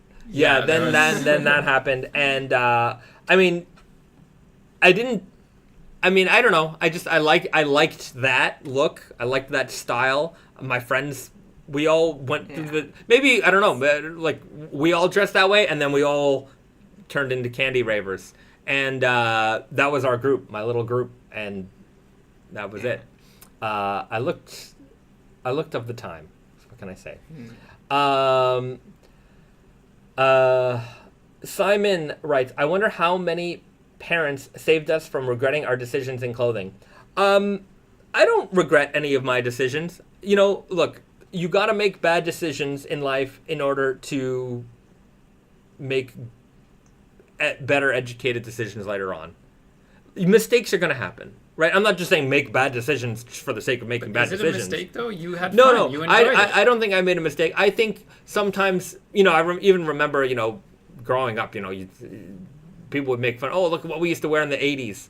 I'm like, yeah, like now when you look back on things at a longer period of time, you could look back at like the late 2000s and like raver core, like, not raver core, but like scene core and like, the hipster stuff. And you could look back and like, oh, look how stupid we look. But if you take a little bit more time, you look back at those same things a little bit differently. I'm sure people of a certain age, you might remember boy band and girl bands, and like those were the worst things in the world, because we listened to DMX and Eminem, and now you could listen to those things all back to back and think, it's not that it was that terrible, but it is.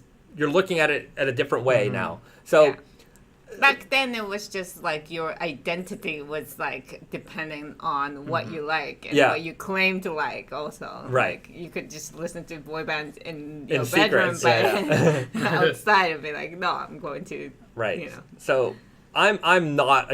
I've made a lot of bad fashion decisions in my life. I've purchased and owned lots of terrible, awful things. But sometimes I look at them and I'm like, yeah, that was a moment. It was a cool piece. At the time, I liked it. I wouldn't wear it today, but I can certainly enjoy it for what it is. And we gotta make some mistakes here and there in order to refine our tastes. If you only go by what people tell you should be wearing, you're not going to understand what it is about those items that you like so much. I understand, certainly for me, getting into fashion and all that stuff, you take a lot of advice from people. You should wear this, you should wear that. And maybe they're not giving you so much context as to why you should be wearing this or that. But, you read the magazine, style it like this, and when you start doing those things every day, oh, you know what? I don't like this as much. I prefer this way. And then you start to refine your own taste. So, you got to make those mistakes here and there. And you'll end up being more comfortable in the things that you wear. But man, look, when we're young, we're gonna be trendy. That's it. That's what happens. And hey, sometimes people get trends that are a little bit more universal, and sometimes people get trends that are not universal. Look at if you were growing up in the 50s, what might have been trendy then, I think maybe carried on very well over the years. But if you grew up in the 70s, flared jeans, wide, pointed collars, that kind of stuff, you know, sometimes you see these old movies and you see like, you know, that's a tough looking man, you know, and he's wearing really pointy collars here, you know. It's just like that was trendy. Back then really high rise. Yeah, like all that kind of stuff looked really good then. You know, you might look at it nowadays and like you couldn't wear that. You know, it just doesn't. It'd be very hard to pull that off as like a day-to-day thing. And so, hey, sometimes you luck out with the trends of your time. I would say even nowadays, like the trends of this time, the young kids, if you're like an early 20s kind of person, and you're wearing like vintage 90s stuff, or you know, it's not so. It's not so. I would say the only problem with it is that the current trend of today is based off of a trend that was popular, you know, 20, 30 years ago, versus like creating something wholly unique. I feel like the last time we had a wholly unique trend was the end of the 2000s. And then things started just recycling very quickly. Well, we're out of like leg shapes. Well, I mean, There's we're not only gonna. so many pants shapes. Yeah, you I can mean, have. we're not gonna have like the noodle leg. That's true. No, but also like there's no like one big trend anymore. You know, just all micro trends. It feels. Yeah, and it's because of the internet too. The internet, TikTok, Instagram, all this stuff. Yeah, all the The cycles micro are trend, the cycle increases very fast. so much faster. Yeah. The other thing that I kind of think is interesting that people don't talk about as much is a cottage core, which is almost like ultra heritage. Like, and there's also some people who go even further than that. They're wearing like really old suits and stuff where it's like, you know, with the internet, there's all these super niches, and I think it's so interesting. I wouldn't wear it myself, but like the people who want to dress up like it's in the 1500s, and I'm like, respect, you know? yeah. Right, dedication. Yeah. Yeah. Fixed Spiral writes, so the dirty hipster was the end. Maybe the dirty hipster ended it. New trends ended with the dirty hipster. Maybe that's worth diving into. I mean, I think the other maybe was athleisure, but That's I never mean, going away though. yeah, athleisure was, I think, a different take of like the 80s aerobic. Like 80s aerobics was one thing, but athleisure was a whole nother thing. Yeah, because Yeah. you wear it to work. Right. Like, Yeah, you did not No. wear aerobics outside of That was like not acceptable. Yeah, right. No. You didn't wear that to the office. That's true. You could definitely wear your athleisure outfit to the office. Yeah. That was that definitely new. Whether it's like a influential, like, oh, I want to dress like that. I don't know. Yeah. It No, doesn't and seem as it's- iconic as, you know, looking back at like, you know, new wave 80s. You know? Right, and it's Or very hip-hop different, to 90s. be fair. Yeah. It's like the material might be similar, but like, you know, the colors and like the attitude towards it very different. Yeah. It's also very regional, I yeah. find. Like a lot of places, like especially on the West Coast, I think like the athleisure thing is more strong. yeah. Whereas like I visit, you know, places in Asia or like more eastern cities, and you don't see it so much. Yeah. The Raven, this is a good one. I have a hot take on this. Speaking of trends, what's your guys' opinion on cropped t-shirts?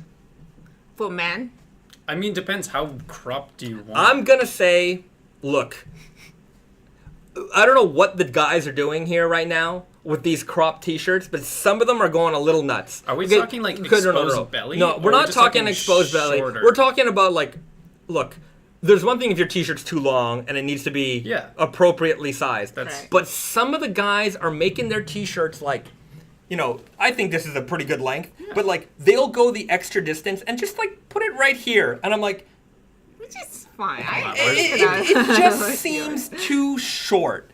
You know, what? I think just to cover the belt and or pockets. Yeah, This is so like right here. That's that's the too limit. short. No, this is too short. But Yeah, this is but- not cropped. I wouldn't This is consider shortened this though. to be This is not cropped. stock. Like I've had this shortened. So When you That's because talk the about Naked crop- Famous shirt's a little long, maybe They are for your long. body. Yeah. But But they're- like, is it just the act of cropping it, or no, it's are you not just talking the about- act of cropping it. This They're is not cropped. No, right? they're making them short. They're making them like right above, sort of like the belt line there.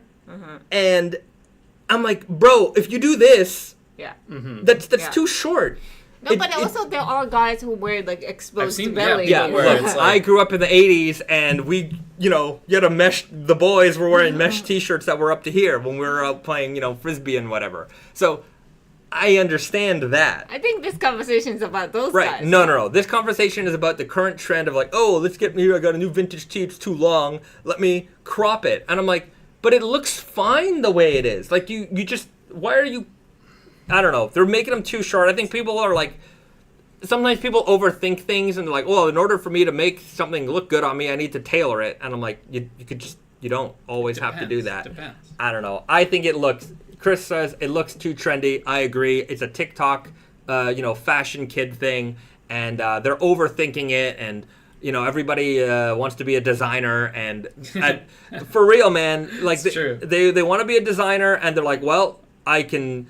To me, it's like high school level, like thinking where, oh, I want to be a designer, so let me just take this thing and I'm gonna put a couple cuts here, and then maybe I'll splatter it with some paint. Oh, look, I made this. I'm like, great, that's real good stuff. It would be called I a saw- Mad Max shirt. What's a Mad Max shirt? You'll have to Google it, but like the black shirt with like the rips, it's got kind of like a bigger collar, a little bit cropped. It's very. I saw a video of. I'm pretty sure it was Ed. I don't know if it was Ed Hardy, but it was a promo video of an Ed Hardy event, and it was somebody from Ed Hardy. I guess he was like they called him like a master cutter, and what he did was he put the T-shirt on a girl, like a attractive model, and he started going to town with the scissors on him, and she was wearing it, and he's like he's doing all these cuts, he's putting it on her. Oh no, he cut the T-shirt and then he put it on her, and then he started like tying it up and like really cool, and it looked like an 80s. By the end of it, it looked like an 80s rock chick, and I'm like, that guy knows what he's doing. When I see some of these guys on TikTok giving you like advice, I'm like, to be fair, that wasn't a T-shirt for everybody. But if you were going to like a rock concert and you were a young hot girl and wanted to wear something sexy, that was cool. I thought it was appropriate. But I just see some of the stuff going on TikTok, and I'm just like, oh, God. Not TikTok, I get the Instagram version of it, but Yeah. I'm just like... Great, you got scissors. Yeah. Right. I'm like, right. There's one thing, is like, you cut the shirt, but there's one thing where you actually created this new thing from it. And, I don't know. Cropping the shirts is, to me, I don't know. I think what'll ultimately happen is they're going to cut these shirts that are sometimes cool, and they're going to realize in a couple years that I ruined this. I ruined this. You can always cut more off. You can't cut less off. Yeah. Can't put it back on. Can't put it back on. Devin Hurt, Bahzad has gone past rant rage and gone into real rage towards cropped T-shirts. If it's if it's cropped for fashion, that's one thing. I don't like it. It's not for me. Look, I don't even think it looks good. If you think it looks good, fine. I'm old. Fair enough. Yeah, If you hem your shirt to length because it's a little long, that's normal, right? That's just normal operation. Yeah, and it makes you look better. You have, it makes you look like you have longer legs. I think that's the whole point. Yeah. Higher rise. Yeah, I guess. But like when you do this, and not that you're walking around doing this all day, but like if you move, you have to reach for something. Your T-shirt goes up past your belly button. You better have a six pack if you're doing that. Right. You better look like Antonio Banderas. But yeah, it's not a great look. I remember selling suits, and like it would be like the right size, and you get like this customer who's like, but what if I do this? And like this thing, I'm like, don't do that. Just what do you like? I'm like, you're not walking around like this all day. You're walking around with your arms down, and you see when your arms down, there's the right length. So like, of course your sleeves go back. That's normal. But I would just say in a T-shirt, there's some regular daily operations that might occur that your shirt is going up too high. Yeah, you're riding the train. You gotta Yeah. hold on. Right. Yeah. Anyhow, they're cropping the shirts. I heard it on TV. I like the reference. What are they doing? They're cropping the shirts, man. Okay, Simon writes, cropped deep V bedazzled tattoo shirt with JNCO jeans and Neo sunglasses. It's a vibe, though. It is a vibe. If you go all the way, It's a look. I approve this message. Yeah. Deep V cropped t-shirt bedazzled with tattoo designs all over it, with torn up, really destroyed, thrashed out jeans, wide leg with what kind of sneakers? What kind of sneakers is that? He's going to complete that look. Golden Goose kind of. Osiris. Boom. Golden Goose. That's it. That's the one. Shout outs to Golden Goose. You guys make awesome products. I shouldn't have said that. That was a little mean. That was a little mean. Panda dunks. I'm not going to brag on the Panda dunk. I think they're okay. They're not for me, but they're okay. I don't know why people hate on them and also love them so much. To me, they look kind of just ordinary. Yeah. There's nothing offensive about a Panda dunk to me. And for the people who don't know what that is, it's just a dunk that's black and white. Like, I think it's because there's so many of them. People don't like that they're so plentiful. I don't know. But then people don't shit on Converse All-Star. Converse. Yeah, but that's a classic. People dump on white Air Forces, and then people also dump on black Air Forces. No, I think those are classic. Either or. Classic. Like white Air Forces, people are like, well, they look like crap in like 3 weeks, and I'm like, I don't care, right? Because like I kind of like the way worn sneakers look. Exactly. Yeah, and so is any other white sneakers. Yeah. Yeah, just like Stan Smith. Yeah. I like when they look dirty. If they look too clean and new, it looks bad. Right. And all black Air Forces, people are like, oh, you're just a criminal. I'm like, yeah. Really? I don't know. I like the way they look. Yeah. I think for me personally, Air Forces are just a little too clunky on my feet. That's why I don't own too many of them. But I like the way an Air Force looks. I think it's a pretty classic sneaker. To answer Shang style, there will be no vlog. No vlogging. No this vlogging. time. Yeah, he's only here for the day. So Just for the day. Just for the day. All right, guys. You know what we should do now? Snack time. All right. Because we got a good snack time for you. We've got some. We got choices. We got choices. We got variety, and you guys are going to be the decision makers here. Let's show all three, and we're gonna make it. We're gonna make some life decisions here. Okay. So we've got. Oh yeah, we got a good one here. Ooh. So we got last week's Carmucho, like turtle style chips that we saved maybe for this week. A little spicy treat here. Carmucho in this kind of layered. In Japan, they're called Ariels. In the West, they call them turtle chips. Formation. Okay, so we've got that one. Okay, next we've got something I don't think is gonna be great.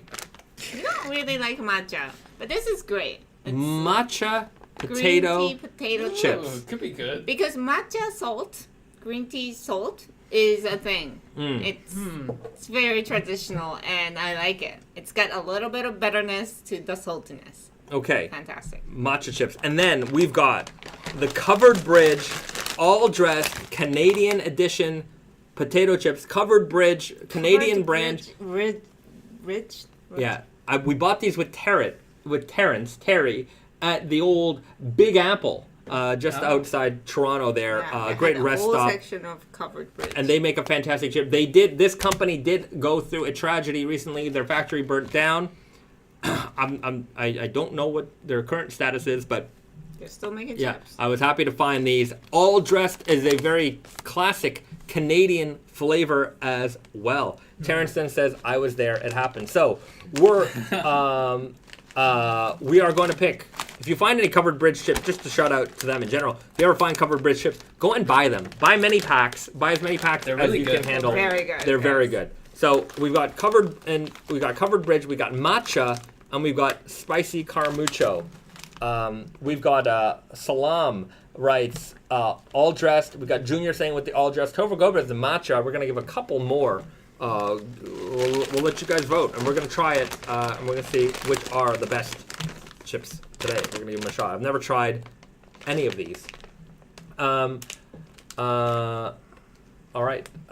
Covered Bridge. We got another for Covered Bridge.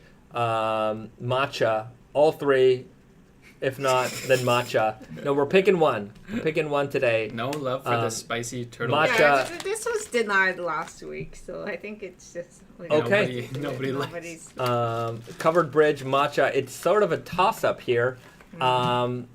Turtle, tough call, but I think the covered bridge wins this one. Terrence says covered bridge wins. I say covered bridge. So I'm going with Terrence. Terrence is Terry. He's a wise man. He's a wise man. So covered bridge, all dressed chips. All dressed is an interesting flavor. It's very vinegary, I find. When I was a kid, I used to believe that it was like magic soda. You know, when you go to the soda fountain, you put a little bit of everything. Swamp water. Yeah. It's not that. It's delicious. It's delicious on its own. I don't exactly know what it's supposed to be, but it's a very vinegary tasting chip. Yeah, maybe it's salt, vinegar, and ketchup. Like I taste a little ketchup. Okay. Some ketchup, maybe some cheese, maybe some sour cream flavor in there. I don't know. We're gonna have to You investigate. should email Covered Bridge. I will. We'll send them this clip. Contact them. Anyhow, we're big fans of Covered Bridge here on the channel. Canadians, support them. They're very good. They make a great product, and they're great people as well. Although I've never met them personally. They're on the back right but, here. But in my mind, they're great people. And they wear jeans. They wear jeans, and they wear flannel shirts. Yo, we need a Covered Bridge collab. Give them a call. Oh yeah. Give them a call. Comes with a bag of chips. Yeah, I've been. Okay, so take a good smell. It's very. Get that vinegar now. Yeah, vinegar. I smell the potato pretty hard, and these are some very. Look at that. That's I love crinkle Super cut. crinkle cut ridged. Crinkle. They're ridged with I think like a Wow. extra fried. So they're very wavy dark here. Color, Yeah. color, So like that kettle style with a ridge. All right. So let's give that a shot. Great crunch. Great crunch. I would say the all dressed flavor is very It's mild. mild.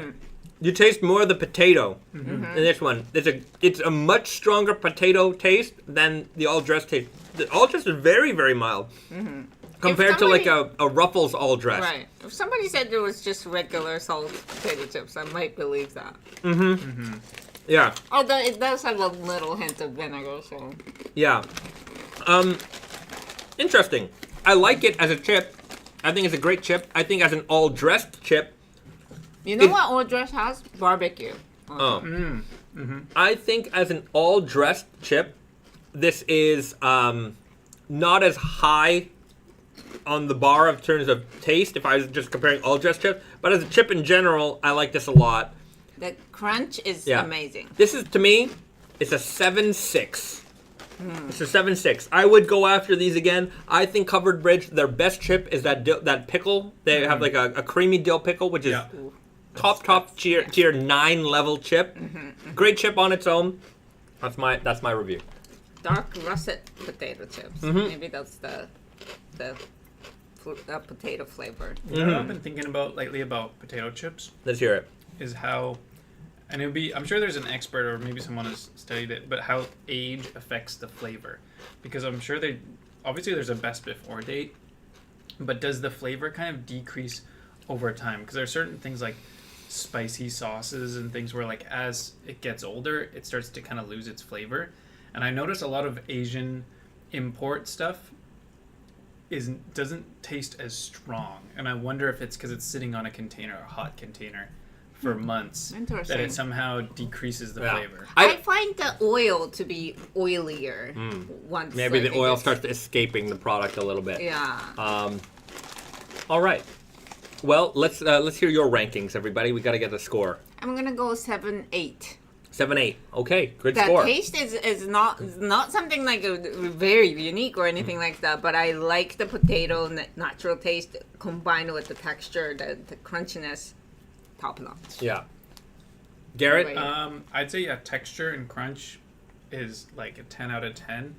Flavor, I'm gonna say 5.5. So if you kind of average it out, Wow. I like a strong low. flavor. Okay. I like a strong Fine. flavor. So I'd say it's probably around 7-ish overall. I think Garrett always marks high and low. Very extreme. Yeah. Extreme 10. judge. I would never hand anything a 10. Nothing gets 10. Because 10 doesn't give you room that something is better. 10 is ultimate perfection. Nothing could possibly be better. So if you give something a 10, you're saying that this is there's nothing could possibly be better than this. No, but the crunch is just so good. Right, but good is one thing, but a 10 is literal perfection. No. This is the best crunch I've had. Best ever, nothing could be better than this. No, something could be better, but I haven't But nothing experienced could be it yet. better. Nothing could be better than a 10. A 10 is the number one. There's no more room. No, you go to 11. But if it's out of 10, Yeah, you just go one more to 11. right, then you're breaking the rules. I don't know. Okay. If you get the reference, you know. Everybody. But this one goes one more. All right. Everybody, I don't get that reference. we're going to leave it there.